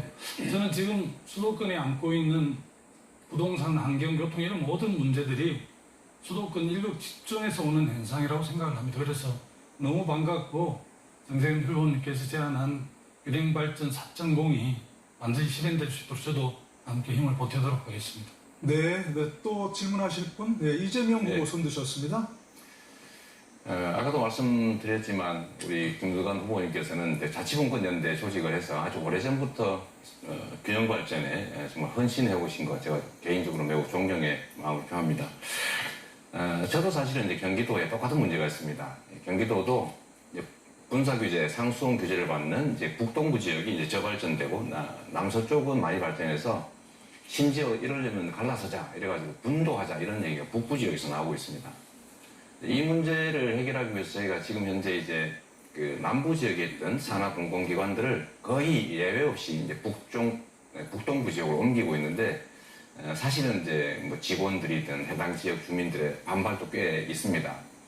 근데 정부에서도 지금 2차 공공기관들을 지방으로 이전하는 문제를 상의는 하는데 진척이 그리 쉽지는 않은 것 같아요.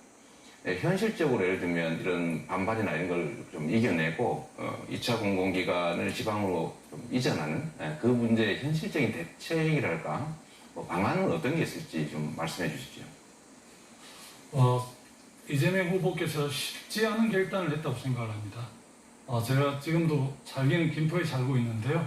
우리 김포에도 경기도 공공기관들이 오고 또 의정부를 비롯해서 경기 북부 지역에 이렇게 공공기관을 이전한 것은 이재명 후보의 큰 결단이라고 생각을 하고요.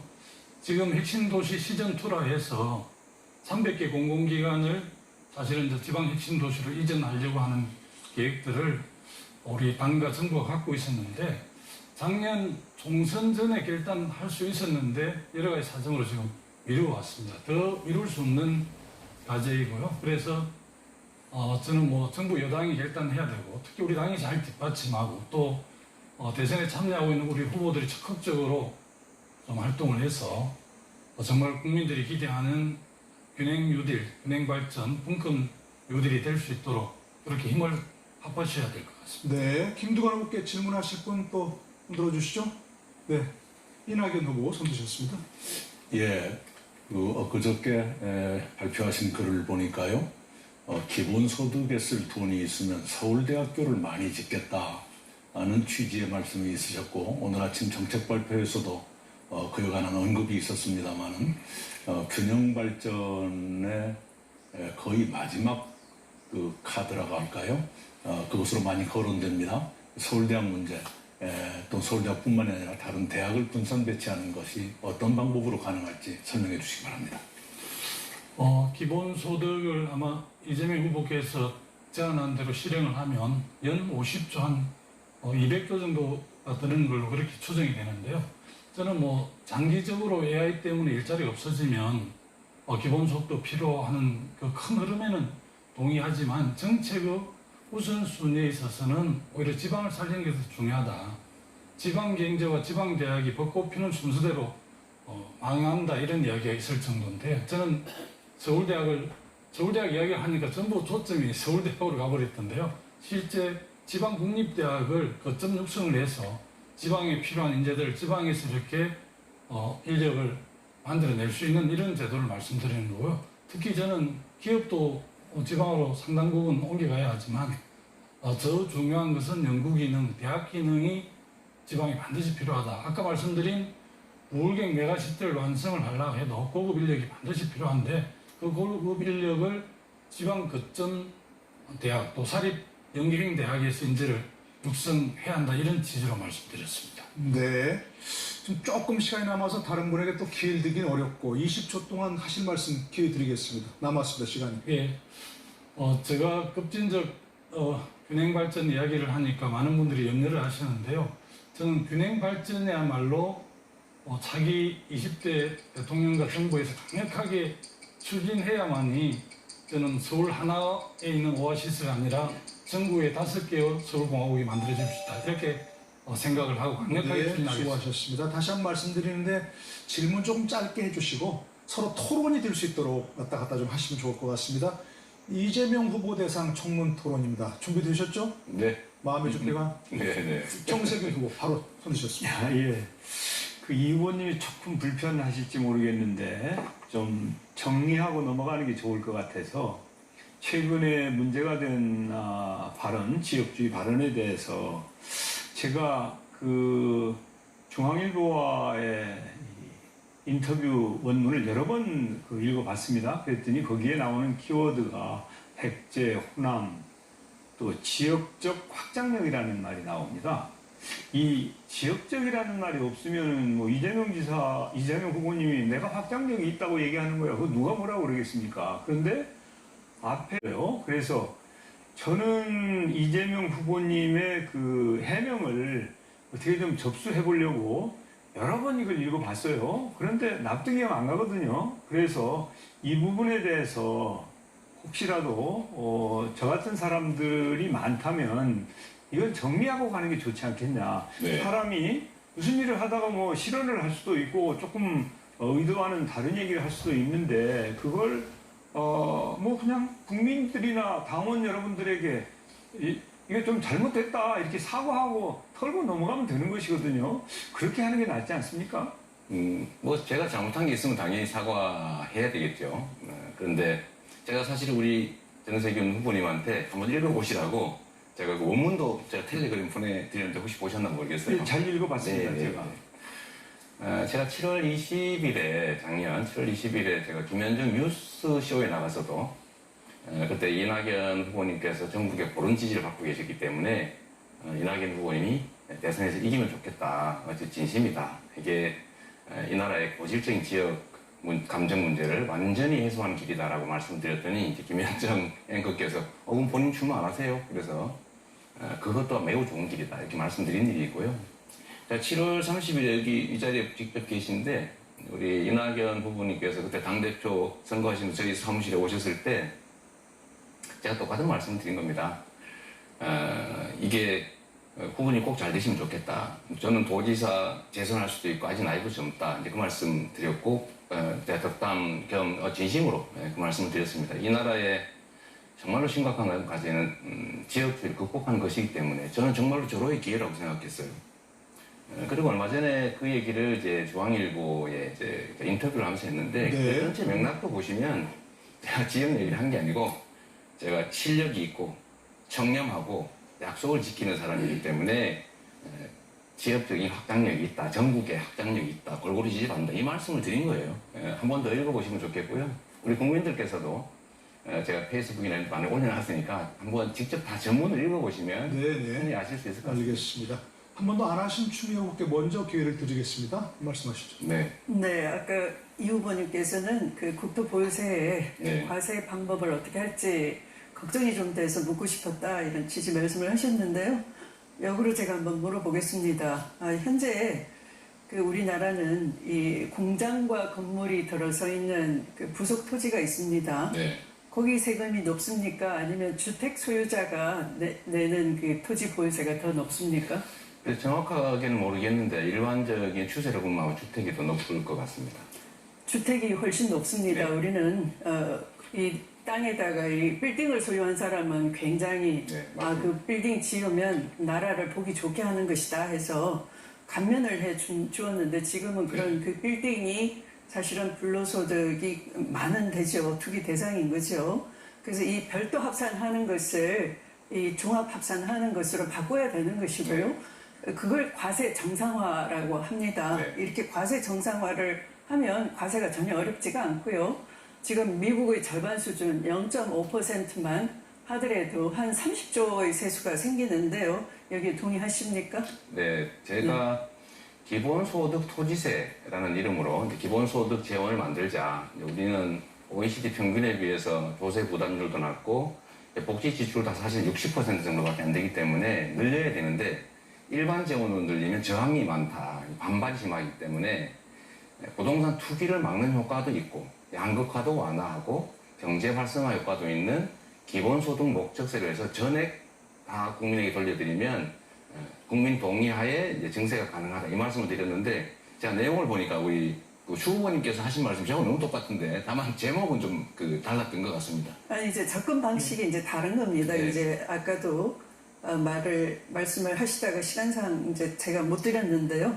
질문만 드렸고, 그러니까 이 후보님은 우선 기본소득에 천착을 해서 이 국토보유세를 재원으로 하겠다. 또 그게 사실은 기본소득이라고 하려면 소득 대체의 상당성도 있어야 되고 고정성이 있어야 되고 정기성이 있어야 되는데 그 세 가지를 다 충족하기 어렵거든요. 네, 그래서 제가 그것은 우리 국민이 모두 토지에 대한 또 토지가 부가가치가 높아지면 모두가 주권자로서 권리가 있기 때문에 마무리 부탁드립니다. 네, 주권 배당으로 하자라고 말씀을 드렸고 그것이 차이가 있는 겁니다. 박용진 후보 시작 손을 드셨는데 제가 지금 제가 원래 답을 해야 될 순서인데 우리 주 후보님께서 제가 잠시 또 기회가 있으니까 짧게 제가 제 의견을 먼저 말씀드리도록 질문하면서 아마 시간이 다 가버릴 것 같아서 아쉽긴 한데요. 이 말씀을 좀 드리도록 하겠습니다. 잠깐만요, 이재명 후보. 이재명 후보께서 기본소득이 공약이 아니다고 하다가 최근에 공약 발표를 하셔서 다행스럽게 생각을 하고요. 그런데 이제 아마 집권하시고 나면 20조 정도를 바로 이제 마련해서 하루 680원, 월 28,000원 정도의 제가 기본소득을 이렇게 하려고 하시는데 문제는 이제 최재형 후보와의 이제 논쟁 속에서 그 8만 원 20년 모으면 8천만 원이라 목돈이다 이렇게 얘기하셨는데 이게 소멸성 지역화폐잖아요. 그런데 이거를 또 이제 뭐 내수진작의 경제정책이라고 얘기를 하셨다가 이런 식으로 얘기를 하시니까 아직도 우왕좌왕하시는 거 아니냐라고 하는 우려가 있습니다. 그런 말이죠. 자꾸 알겠습니다. 잠깐만 제가 정리하겠습니다. 이재명 후보님. 마침 이제 박용진 후보 대상 청문 순서입니다. 그러니까 제가 이재명 후보께 첫 번째 발언 기회를 드릴 테니까 그 질문에 해명도 하시고 서로 뜨거운 토론이 좀 있었으면 좋겠습니다. 박용진 후보 청문 토론 순입니다. 말씀하시죠. 우리 박용진 후보님께서 기본소득 문제에 관심을 많이 가지셔서 정말 감사드립니다. 사실 우리가 앞으로 노동이 소멸하는 시대라고 불릴 정도로 이제 고용 없는 성장 뭐 이런 시대가 온다고 해요. 뭐 아닐 수도 있겠지만 저는 가능성이 많다고 봅니다. 근데 그 시대를 대비해야 되고요. 지금 우리는 기본소득을 먼 미래의 얘기니까 지금 당장 필요하냐 이렇게 말할 수 있지만 의료보험 얘기를 한번 잠깐만 드리면요. 40년 전에 우리 박정희 정권 때 그 의료보험 공산주의다 뭐 이런 욕 먹으면서 시작했다가 지금 전 세계 최고의 이제 의료 복지 체계가 됐지 않습니까? 기본소득도 그렇게 좀 이해해 주시길 바라고요. 그 질문을 드린다면 저도 이제 역전이 좀 됐는데 죄송합니다. 한 달에 얼마 이렇게 계산하시는 것도 좋은데 이거를 이제 모으면 가구 단위로 하면 4인 가구 같으면 35만 원에서 40만 원 가까이 되기 때문에 결코 적은 돈이 아닙니다. 그리고 이게 소득 지원 효과 더하기 이제 소상공인의 매출을 올리는 이중 효과가 있지 않습니까? 그러니까 우리가 재원을 지출할 때는 그러니까 제 말씀이 바로 그겁니다. 본인이 말씀하신 것처럼 이렇게 소멸성 지역화폐로 소상공인에게 지원을 해주는 효과가 있다. 내수진작의 경제정책이다. 이렇게 여러 차례 말씀을 하셨는데 이거 푼돈이다. 외식수단이냐라고 공격이 들어오니까 곧바로 말을 바꿔서 이거 차곡차곡 잘 모으면 엄청난 목돈이다. 이렇게 얘기를 하시니까 불안한 이재명, 우왕좌왕 이재명 이런 얘기를 들으시는 것 아니냐. 제가 그 질문을 드린 거예요. 근데 그 얘기 다시 반복하실 필요는 없어요. 간단하게 그래도 이렇게 공격해놓고 저한테 답변을 못하게 하시면 그게 아니라 아니 생각을 하시면 말을 바꾼 게 아니고 소비는 대체될 수 있어요. 가게에 연간 4인 가구에 400만 원 정도가 지원이 되면 최소한 그만큼이 세이브될 여지가 있습니다. 알겠습니다. 좀 짧게 부탁드립니다. 적은 액수가 아니다라고 하는 말씀이지 그걸 현금으로 쌓는다 그 돈만을 이런 뜻은 아니니까 자꾸 그렇게 되면 사실은 내수 진작이라고 하는 경제적인 효과는 사라지는 거예요. 말씀하신 것처럼 예를 들면 금액이 돈을 세이브하고 지역 기본소득으로 나온 지역 그 소멸성 지역 화폐로 그걸 쓴다 그러면 추가적인 내수진 자금은 없는 것 아닙니까? 아니 이게 경제 기본이에요. 지금 방식을 바꾼다는 얘기가 아닙니다. 네, 그렇게 어쨌든 말씀하지 마시고. 우리가 논쟁을 할 때 자꾸 이렇게 저렇게가 아니라 명확한 팩트를 중심으로 경제적인 네. 상식을 기준으로 얘기를 하는 건 되게 필요하다는 생각이 알겠습니다. 네, 뜨거운 토론 좋습니다만 조금 룰을 지켜주시면 다른 분들의 공평한 기회가 돌아가겠습니다. 정세균 후보 손을 드셨죠? 아니었습니까? 네, 다른 분 혹시 박용진 후보께 질문하실 분? 네, 이낙연 후보. 예, 아까 제가 듣고 싶었던 것입니다. 국부펀드, 국민들이 세금을 내지 않고도 일정한 기간이 지나면 얼마의 목돈을 가질 수 있다. 굉장히 매력적인 구상인데요. 설명해 주시기 바랍니다. 예, 우리 젊은이들이, 우리 국민들이 어떤 노동을 하든지 간에요. 그 국부펀드에 꼬박꼬박 한 30만 원, 50만 원의 돈을 적립을 하면 30년 뒤에는 국민연금 말고요. 월 399만 원을 연금처럼 돌려받을 수 있는 이 구조가 박용진의 국민자산 5억 성공시대이고요. 이것이 가능하게 하는 게 바로 국부펀드입니다. 국민연금, 한국투자공사, 각종 연기금들이 지금 뭐 형편없는 운영 수익률을 얻고 있는데 이거를 다 모아서 1,500조 정도의 국부펀드를 만들고요. 이 국부펀드가 나라도 부자로 국민도 부자로 만드는 방법은 여기에 우리 국민들도 적립계좌를 허용을 해서 거기에 돈을 묻을 수 있도록 하는 겁니다. 목돈 마련 그리고 노후 자산을 마련할 수 있는 방법이죠. 여기서 되게 중요한 건 제가 다른 후보들이 왜 그렇게 세금을 많이 걷어서 물쓰듯이 쓸 계획들을 하시나 1,000만 원, 3,000만 원, 1억 이렇게 나눠주시겠다고 하는데 가만 들어보니까 다 이게 세금이거든요. 그런데 이 국부펀드는 우리 국민들의 노력과 노동입니다. 국민들이 어떤 일을 하시든 간에 특히나 이 50만 원을 저축한다라고 하는 얘기는 신한은행이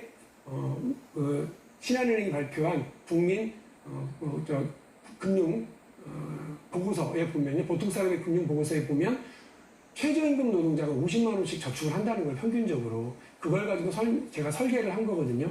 그런 방식으로 우리 국민들이 자기의 노력과 노동이 헛되지 않고 초라해지지 않도록 국가가 이렇게 우리 사회가 사다리를 만들고 제도를 만들어주면 우리 국민들, 대한민국 국민들이 세계에서 가장 열심히 일하지 않습니까? 네. 이렇게 해서 일본의 잃어버린 30년 따라가지 않는 그런 나라 만들겠습니다. 국부펀드 대통령 되겠습니다. 네. 나라도 부자로 국민도 부자로 만들겠습니다. 예, 다른 분 질문하실 분 박용진 후보를 상대로 없으십니까?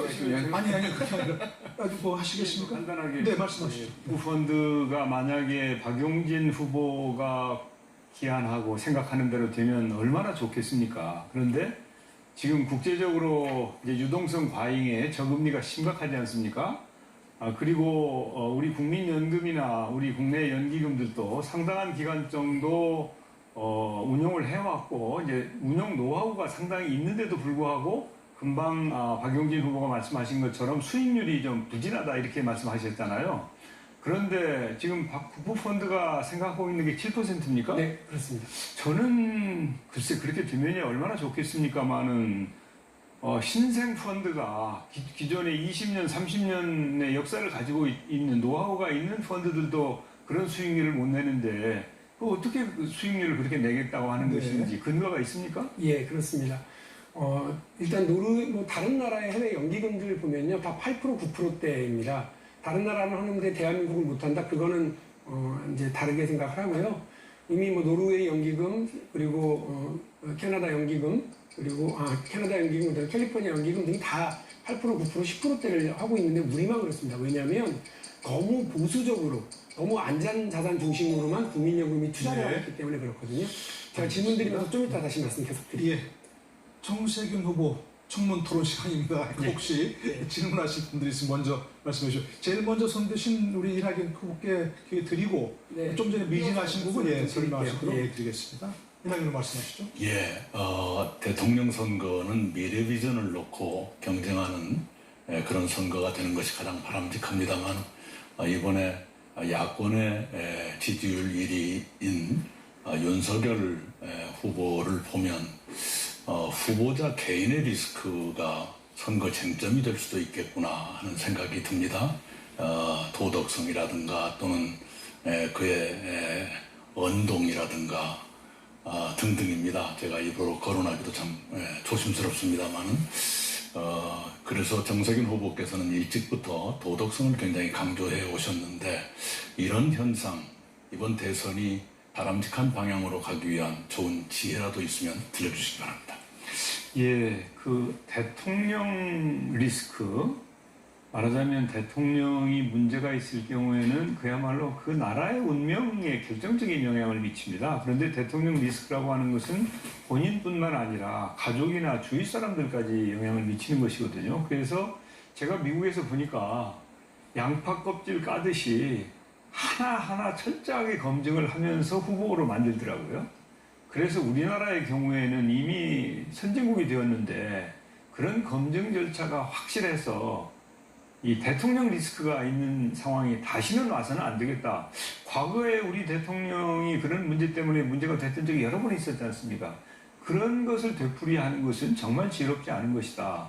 제가 오늘 아침에도 그런 이야기를 했습니다마는 우리 당이 모든 이 후보자들에게, 그러니까 기초 광역 이렇게 후보자들을 사전에 검증하는 시스템이 있는데 유독 대통령 후보에 대해서는 검증하는 시스템이 없어요. 그래서 미리 검증을 해서 그런 리스크가 없도록 해야 될 거 아니냐, 이제 그런 주장을 저는 해왔죠. 그래서 앞으로 철저하게 검증을 하고 사후에 문제가 없도록, 그리고 선진국답게 진짜 품격 있는 대통령을 가질 때가 됐다, 이렇게 저는 생각합니다. 예, 박영준 후보 아까 이어지던 뜨거운 예. 토론 기대하겠습니다. 제가 조금 더 말씀드리고 질문 바로 이어서 드리겠습니다. 1,500조 정도의 국부펀드가 만들어지면요, 그 중에서 한 5조, 10조 정도만 좀 떡잎 투자 전략으로 좀 투자했으면 하는 게 제 생각이에요. 지금 우리나라의 국민연금과 우리나라 연기금들은요, 그냥 그냥 겁이 나가지고 내부 방침이 그렇습니다만 수익이 나지 않는 곳에는 투자를 못하고 있거든요. 그래서 어떤 일이 벌어졌느냐. 질문을 좀 해주셨으면 좋겠는데. 셀트리온은 문제는 알겠으니까 예, 제가 다음에 네. 사실은 저는 현실성이 좀 떨어진다고 생각합니다만 그건 괜찮고 저한테 질문을 좀 해주십시오. 네, 그러겠습니다. 이건 제가 바로 제가 질문하는 이어서 말씀드립니다. 근데 만일에 국부펀드를 만들지 않으시더라도요, 배민을 골드만삭스가 투자해서 이익 많이 가져갔고요. 또 쿠팡에 대해서는 소프트뱅크가 투자해서 해외에서 많이 이익을 박았어요. 근데 우리나라에서 우리나라 연기금들이 못하고 있습니다. 근데 이 구조만 살짝 바꾸면 지금 국부펀드가 아니라 국민연금도 얼마든지 그런 투자, 전략적 투자, 떡잎 투자를 할 수 있거든요. 혹시 대통령이 되시면 그런 전략적 투자를 통해서 우리 국민들도 주식을 살 수 있고 부자가 될 수 있고 또 유니콘 기업들을 한 10개, 20개 키울 수 있는 그런 전략적 방향으로 국민연금 투자 전략을 좀 조정하실 생각은 없으십니까? 당연히 국민연금이 적극적으로 투자를 해야 되고요. 포트폴리오를 다양하게 구성하긴 하지만 그게 아주 합리적이어야 되고 또 수익률을 높일 수 있어야 됩니다. 이거 얼마 전에는 상당히 좋은 성과를 낸 적도 있습니다만은 아마 작년 올은 저금리가 세계적인 추세이기 때문에 그렇게 높은 수익률을 내기는 어려울 테이고요. 국부펀드가 예를 들어서 국제금리가 5%, 10% 될 때 7% 수익을 왜 못 내겠습니까? 그렇지만 지금은 페드 펀드도 그렇고 우리나라의 중앙은행 금리도 그렇고 1%, 2% 아니면 제로 금리, 마이너스 금리도 있는 상황 아닙니까? 그렇기 때문에 국부펀드 7%는 좀 비현실적이다 이렇게 이거는 봅니다. 네, 알겠습니다. 바로 잡아야 될 것 같은데 네. 금리와 주식은 오히려 거꾸로 갑니다. 네, 알겠습니다. 그래서 지금 금리가 낮지만 해외 주식시장도 국내 주식시장도 엄청 뛰고 있지 않습니까? 네, 알겠습니다. 그 부분은 당연히 바로 그래서 잡아야 될 것 제가 같습니다. 포트폴리오를 잘 구성을 해서 그렇지만 알겠습니다. 이제 포트폴리오를 해서 당연히 예금으로도 놓는 거기 때문에 금리가 영향을 미치지 않을 수 없는 것이죠. 예. 토론을 많이 하시다 보니까 사회자가 필요 없을 정도로 이렇게 서로 하시면 되는 것 같습니다. 진작부터 김두관 후보께서 손을 드시고 저하고 눈을 맞추시고 이렇게 여러 번 했습니다. 그래야죠. 예. 지방 경제를 살리기 위해서는 균형 뉴딜, 분권 뉴딜이 반드시 필요한데요. 이것이 완성돼서 지역의 외자 유치도 하고 또 성장 동력도 만들려고 그러면 저는 몇 가지 제도를 확실하게 좀 고쳐야 된다고 생각합니다. 첫 번째는 기획재정부가 갖고 있는 예비 타당성 조사라는 게 있는데 이 에타를 하게 되면 무조건 수도권에 유리하게끔 돼 있는데 이 예비 타당성 제도를 각 해당 부처에서 할 수 있도록 바꿔야 하고요. 또 하나는 지금 뭐 재난지원금 때문에 굉장히 국민들께서 우리 당하고 이 부조화 때문에 걱정을 많이 하는데 기획재정부 예산실을 저는 청와대로 옮겨야 된다는 생각을 합니다. 그렇게 돼야만이 관료 중심에서 정말 당 중심으로 국가 경영 운영이 가능하다고 생각하는데 그 점에 대해서 국정 총리를 하신 우리 정세균 후보께서 좀 견해를 말씀해 주시면 좋겠습니다. 예, 기재부의 예타제도는 매우 오래된 제도입니다. 그 예타제도가 시작된 이후에 많은 변화가 있었음에도 불구하고 그런 변화가 제대로 반영되지 않은 낡은 제도다라고 하는 것이 저의 인식이어서 이 제도를 폐지하든지 아니면 좀 현대화하고 개선할 필요가 있다 이렇게 생각을 하고요. 이제 예산을 누가 이걸 중심으로 해서 할 거냐. 뭐 미국 같으면 의회가 하는데 우리 같은 경우는 이제 기재부가 중심이 돼서 하는데 저는 뭐 청와대가 좀 더 적극적으로 개입해서 하는 것이 책임정치 구현에 필요하다라고 생각합니다. 네, 수고하셨습니다. 마지막 청문 대상은 이낙연 후보입니다. 준비되셨죠? 네, 이낙연 후보께 질문하실 분, 네, 이재명 후보 먼저 말씀해 주시죠. 감사합니다. 이낙연 후보님, 제가 이걸 한번 일단 전제로 좀 여쭤보고 싶은데요. 대통령이란 그 국가의 운명, 그 국민들의 삶을 통째로 책임지는 자리라고 생각합니다. 주어진 권한을 남용해서도 안 되고 부정부패해서도 안 되고 친인척 측근 비리 있어서도 안 됩니다. 그리고 무능해서도 안 되고 맡긴 권한은 철저하게 이용해서 성과를 내야죠. 삶을 바꿔야죠. 더 나은 나라 만들어야죠. 국민께 한 약속 지켜야죠. 근데 제가 드리고 싶은 말씀은 과거의 약속도 안 지키고 과거에 중요한 일을 했지만 한 일도 별로 없어 보이고 또 청년 문제에 대해서 여러 가지 문제가 제기되는 분이 만약에 갑자기 대통령이 됐다고 해서 갑자기 약속 잘 지키고 갑자기 청렴해지고 갑자기 실력을 낼 수 있겠냐 이런 의문이 있습니다. 그래서 이 문제를 한번 여쭤보고 싶은데요. 아까 품격 말씀 많이 하셨거든요. 이 품격도 중요하죠. 그런데 무능이나 청렴하지 못함이나 부정부패나 아니면 실력이 없거나 아니면 국민과의 약속을 어기는 문제, 이 문제하고 품격 문제하고 어떤 게 더 중요하다고 생각하십니까? 네, 둘 다 가져야 되겠죠. 네, 네. 맞는 말씀이신데요. 저는 아까 네, 한 가지 질문해 주시고 답변만 하시면 되겠습니다. 알겠습니다. 네. 그러니까 답변 다 하신 거죠? 아닙니다. 제가 답변을 드리겠습니다. 네. 저희 어떤 것을 지적하시는지 짐작은 되지만 잘 납득이 안 가는 것도 있습니다. 저의 친인척에 어떤 문제가 있는지 모르겠습니다. 모든 것 다 공개할 용기가 있습니다. 그렇게 되고요. 제가 어느 자리에 가건 성과를 내지 못하고 일 못했다는 얘기는 듣지 않고 살아왔습니다. 예를 들어서 지사 시절에는 취임 첫 해에 아까 말씀드린 대로 일자리 종합대상을 저희가 받았습니다. 그리고 실제로 농도에서 제조업 분야의 일자리가 가장 많이 늘어난 그런 기간도 있었습니다. 동시에 총리 시절에는 재난재해 대처에 획기적인 성과들을 냈죠. 예를 들면 아까 말씀드린 조류 인플루엔자, 아프리카 돼지열병, 메르스, 그 산불, 태풍, 지진 등등입니다. 오죽했으면 대통령께서 제가 퇴임 얻은 날 재난재해 대처 경험을 책으로 한번 써보라 하는 권유를 하셨을 정도였습니다. 네, 알겠습니다. 예, 추미애 후보, 정세균 후보 순서로 이렇게 하겠습니다. 말씀하시죠. 이 후보님 어제 JTBC 출연하셔서 특권을 축소 안 하면 법사위원장 넘기는 그 약속은 무효다, 합의는 무효다 이렇게 말씀하셨죠? 네. 그 특권 축소가 무엇을 의미합니까? 그것은 여야 원내대표 간의 합의사항을 네. 우리 윤호중 원내대표가 의원들께 전부 보냈어요. 네. 그리고 편지도 있습니다. 네. 거기 보면은 합의사항 제3항에 국회법을 어떻게 고치겠다는 것이 있고요. 그리고 윤호중 원내대표 말씀이 8월 25일까지 법사위원회의 그런 과도한 권한을 축소하는 것, 이게 합의 이행되지 않으면 그 다음 법사위원장 넘기는 것도 무효가 될 수 있다. 심사 기간 줄이는 거 그거 말씀하시는 겁니까? 그것도 포함되고요. 그리고 할 수 있다면 우리가 많이 느꼈던 것처럼 상원처럼 행세하는 그런 것은 많은 의원들의 불만을 사고 있었다고 생각합니다. 그러면 법안의 체계자구 심사 기능을 법사위에서 제거하는 것도 그러면 자, 잠깐만요. 이렇게 일문일답을 하시면 곤란하고 다른 분도 네. 있으니까 핵심 질문을 좀 하시면 아, 네. 답변을 좀 줄 수 있도록 네. 하시겠죠. 네. 아까 말씀드린 아니, 그대로입니다. 잠깐만요. 그러니까 여야 추미애, 원내대표. 지금 추미애 후보께서는 지금 질문하신 겁니까? 그 부분? 본인의 질문. 네.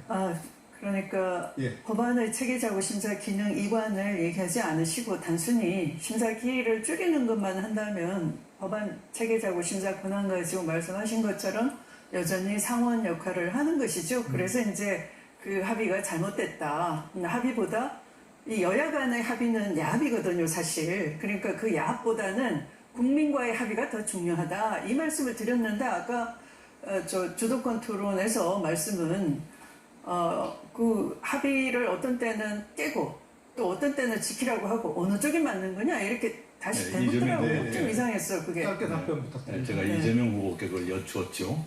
네네. 그러나 저도 이 지금 네. 법사위 합의는 깨야 된다라는 입장이기 때문에 네. 단순히 네, 네. 그것이 야합이기 때문에 그런 겁니다. 국민과의 합의를 더 중시하라라는 거죠. 네, 잘 알겠습니다. 저는 그 법사위원회 권한 축소가 전제로 된 여야 간의 합의였다 그러면 법사위원회 권한 축소라는 합의도 포함해서 다른 합의도 이행되는 것이 민주주의 원칙에 더 맞겠다. 알겠습니다. 네, 정세균 후보. 예. 하시죠. 아까 제가 이재명 후보께 좀 불편한 질문을 드렸는데 이낙연 후보께도 불편한 네. 질문을 드리겠습니다. 최근에 두 분께서 너무 치열하게 이 소위 말하는 네거티브성 토론을 하는 바람에 지지자들 걱정이 매우 컸는데 정리하지 않고 그냥 두고 넘어갈 수 없는 것이어서 노무현 대통령 탄핵과 관련해 가지고 당시에 언론은 우리 그 이낙연 후보가 찬성적으로 돌아섰다라고 동아일보가 명시적으로 보도를 했거든요. 그리고 그 당시에는 이제 후보께서는 입장을 분명하게 하지 않고 부담까지 가지고 가겠다 이렇게 말씀하셨는데 최근에 탄핵안에 반대했다 이렇게 말씀을 하셨어요. 그래서 이렇게 태도를 바꾼 이유가 뭔지 그리고 진실은 무엇인지 좀 분명하게 밝히는 게 좋을 것 같습니다. 네, 거듭 말씀드리지만 탄핵에 반대했습니다. 네, 그러시고 그 당시에 민주당 내부의 고통을 잘 이해하실 겁니다. 네, 그것 때문에 제가 말하지 않았던 것이고요. 네, 그렇습니다. 좀 모호한 것 같은데. 네, 알겠습니다. 네, 다음에 또 확실하게 하실 수 있는 시간이 좀 있으면 좋겠다는 생각이 들고요. 자, 벌써 2시간 동안 치열한 토론을 진행했습니다. 저도 지치는데 그런데 후보자들 얼굴 보니까 아직도 못다니가 많이 있으신 것 같아요. 할 수 있는 30초 시간 되겠습니다. 전체 1분인데 질문 30초, 답변 30초 그렇게로 끝내는 겁니다. 아시겠죠? 예. 네. 자, 짧고 굵게 최후의 한마디 진행하겠습니다. 먼저 김두관 후보 최후의 한마디 나눌 상대 후보자 누구십니까? 질문해 주시죠. 이낙연 후보에게 질문하겠습니다. 네, 30초입니다. 얼마 전 추미애 후보께서 이낙연 후보 보고 빵점 당대표라는 표현을 하셨습니다. 당대표 6개월 동안에 아마 검찰개혁도 언론개혁도 쌓아놓기만 하고 보따리도 제대로 못 풀었다는 지적을 한 것으로 저는 그렇게 이해를 합니다. 그리고 당대표를 마친 후에는 보궐선거에서 참패를 했는데요. 이런 리더십으로 어떻게 더불어민주당 20대 대선 후보가 될 수 있는지 그 점에 대해서 좀 자, 이낙연 후보 물어보십시오. 한마디 하실 수 있습니다. 네, 그 말씀을 여러 차례 들었습니다. 아주 뼈아픈 충고라고 받아들입니다. 단지 문재인 대통령께서는 저의 대표로서의 역할에 대해서 당정청관의 관계가 환상적이었다, 최상이었다 이런 찬사를 주셨습니다. 빵점짜리가 환상을 만들 수는 없다고 믿습니다. 네, 알겠습니다. 짧고 굵은 답변이었습니다. 다음 이재명 후보 한마디 누구와 나누시겠습니까? 네, 저 추미애 후보님께 한 말씀 드리도록 네, 30초 드립니다. 역시. 네. 일격을 가하려는 건 아니고요. 네. 우리 민주당 그리고 우리 개혁 진영의 정말로 큰 목표는 개혁을 통해서 국민의 삶을 바꾸고 나라를 발전시키는 거 아니겠습니까? 그 측면에서 저는 뚜렷한 개혁 철학이 정말로 중요하다고 생각합니다. 우리 추미애 후보께서는 지대 문제를 선도적으로 제기할 만큼 개혁적이시고 또 강력한 추진력을 가지고 계신 분입니다. 앞으로 강력한 추진력으로 추미애 후보께서 가지고 계신 그 개혁의 철학 같이 네. 관찰해 주시기 바랍니다. 답변 시간입니다. 사실 제가 지대개혁을 2017년부터 쭉 말씀드리면서 그 많은 오해를 사기도 했습니다. 그런데 이런 마음이었습니다. 세종대왕이 한글을 연구하고 또 이걸 반포하실 때 심정이 어땠을까.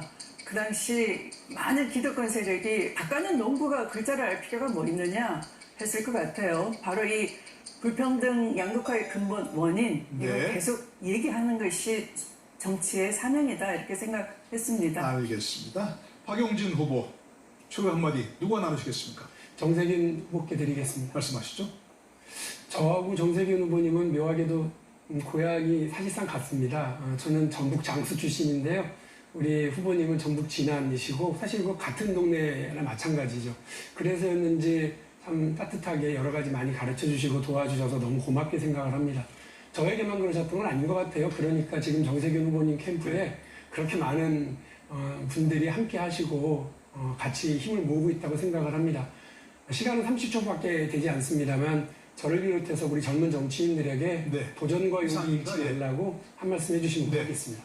예, 저는 박용진 후보를 특별히 사랑합니다. 그리고 그 도전 정신에 박수를 보냅니다. 정말 그 의정 활동 열심히 잘 했고요. 또 등원할 때도 열심히 노력해서 아주 멋지게 등원을 하셨어요. 그래서 앞으로 정말 큰 인물이 됐으면 좋겠다 그렇게 생각하고 있고요. 가끔은 저한테 좀 섭섭하게 할 때도 있지만 그건 그거고 그건 네. 공적인 거니까 공사는 저를 구분을 합니다. 네, 알겠습니다. 모처럼 훈훈한 장면이었습니다. 무진장 인연도 강조하시고요. 예, 알겠습니다. 다음 정세균 후보 최후 한마디 누가 나누시겠습니까? 예, 그 이낙연 후보님 예. 탄핵안에 반대했다 이렇게 명시적으로 말씀을 하셨어요. 그런데 국민들께서는 그 말씀을 믿어야 될까 아니면 노 대통령을 지키고자 하는 의원들을 막고 있는 아까도 제가 사진을 보여줬습니다마는 그때 행동을 믿어야 될까 아마 고민스러울 것 아닌가 싶습니다. 그래서 말과 행동이 이렇게 일관성이 없다. 그리고 무덤까지 가지고 간다고 하다가 태도를 바꾸셨단 말이죠. 이건 이해관계 때문이 아닌가 이런 네. 생각도 들고 답변입니다. 또 추미애 그 네, 답변 들으셔야 할 시간입니다. 예, 네, 후보가 이낙연 후보 말씀하시죠. 예, 아까 드린 말씀 그대로입니다. 더 보탤 말씀은 없고요.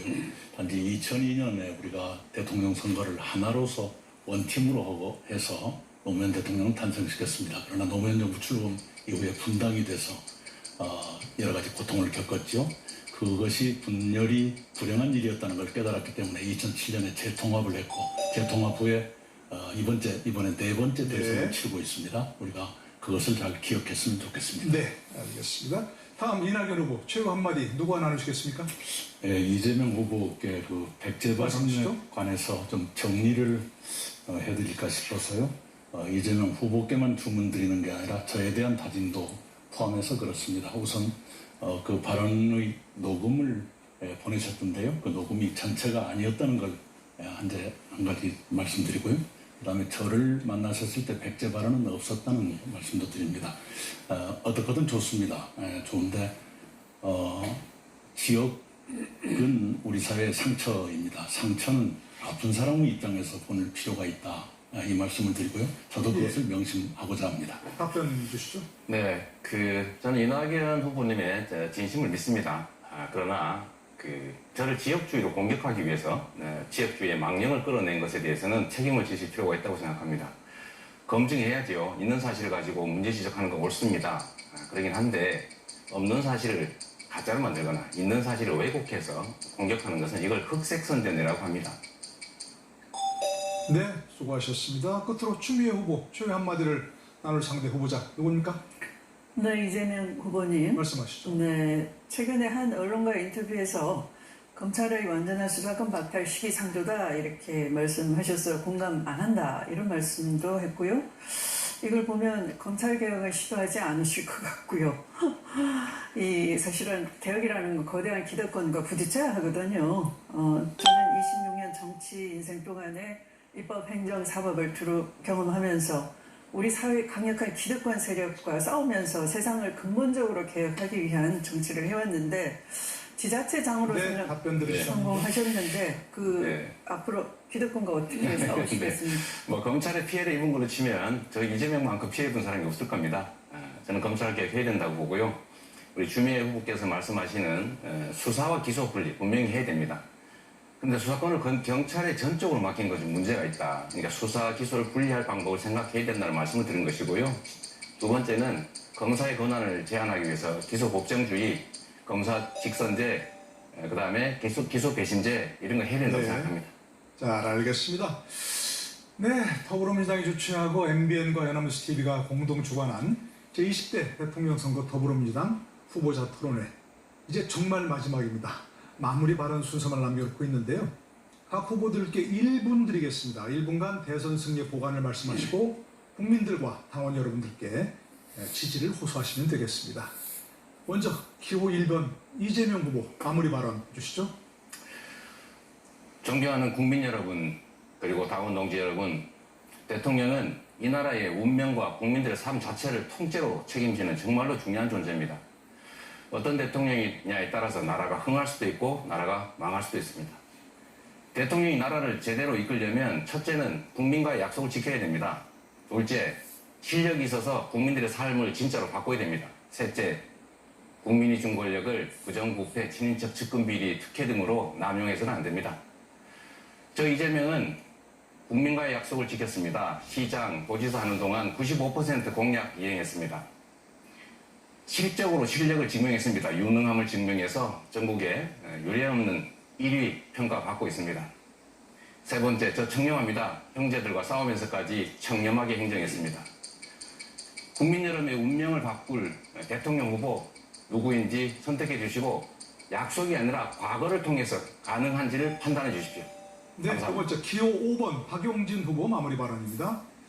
지난 일요일 날 중구에 있는 쪽방촌을 다녀오면서 많은 생각을 했습니다. 그곳에서 힘겹게 살고 계시는 분들에게 에어컨 그리고 전기료를 더 보태주기를 원하는 국민들이 계십니다.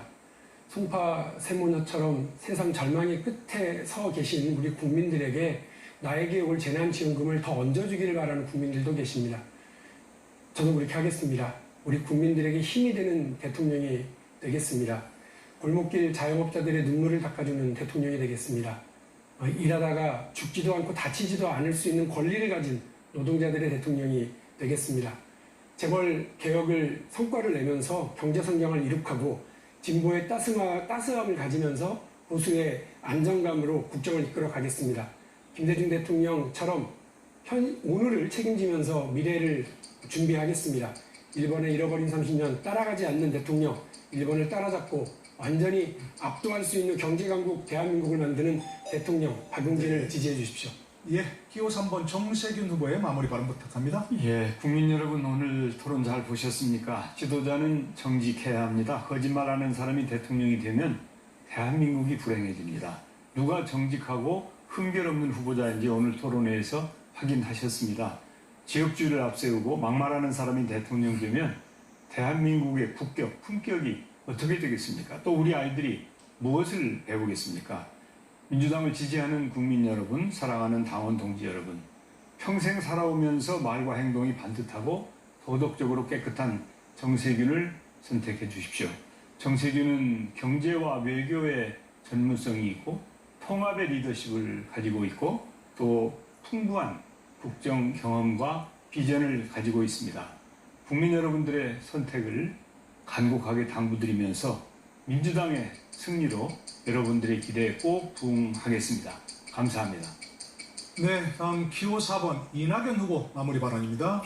네, 국민 여러분 얼마나 힘드십니까? 코로나19가 잡혀가는 듯 했는데 다시 확산되고 있습니다. 이 변이종이 나와서 올겨울에 어떻게 될지 몹시 걱정이 됩니다. 그러나 국민 여러분, 저는 국민 여러분을 믿습니다. 우리는 많은 어려움을 겪어왔지만 그때마다 늘 극복했습니다. 이번에도 극복할 것이라고 믿습니다. 저는 국민 여러분의 위대한 저력을 믿습니다. 국민 여러분, 저희와 함께 이 어려움을 극복하고 이제 G8가 아니라 G5, 세계 5번째 나라로 성장하는 위대한 역사를 다시 만들었으면 합니다. 제가 국민 여러분 모시고 잘하겠습니다. 네, 기호 6번 추미애 후보 마무리 발언 부탁드립니다. 네, 저는 대구에서 가난한 집에서 자랐습니다. 아마 10개월이 임대 보증 기한인 월세방을 6 식구가 살면서 제가 대구를 떠나는 19살까지 14번을 꼬박 이사를 다녔던 것 같습니다. 주거 불안, 그 고통 너무나 잘 알고 있습니다. 창업을 하고 싶어도 땅 한 평 가지지 못하면 은행 문턱을 넘을 수가 없는 이 지대추구형 불로소득을 인정하는 이런 사회의 시스템을 근본적으로 바꾸지 않으면 불공평과 양극화는 해소될 수가 없습니다. 지대개혁은 기회의 독점을 막아내고 시장을 정상화시키는 것입니다.